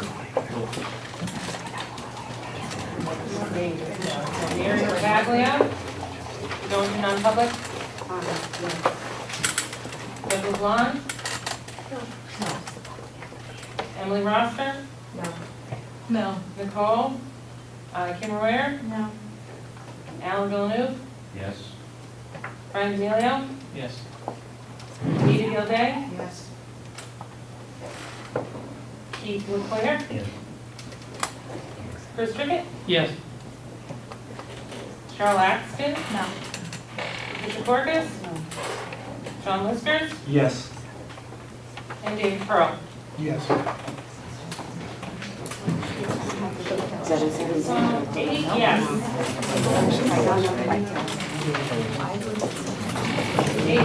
no, carried. Alan, please step up.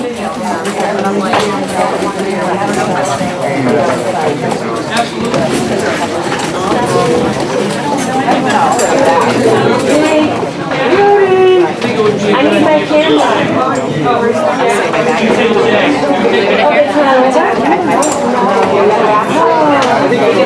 You want to leave?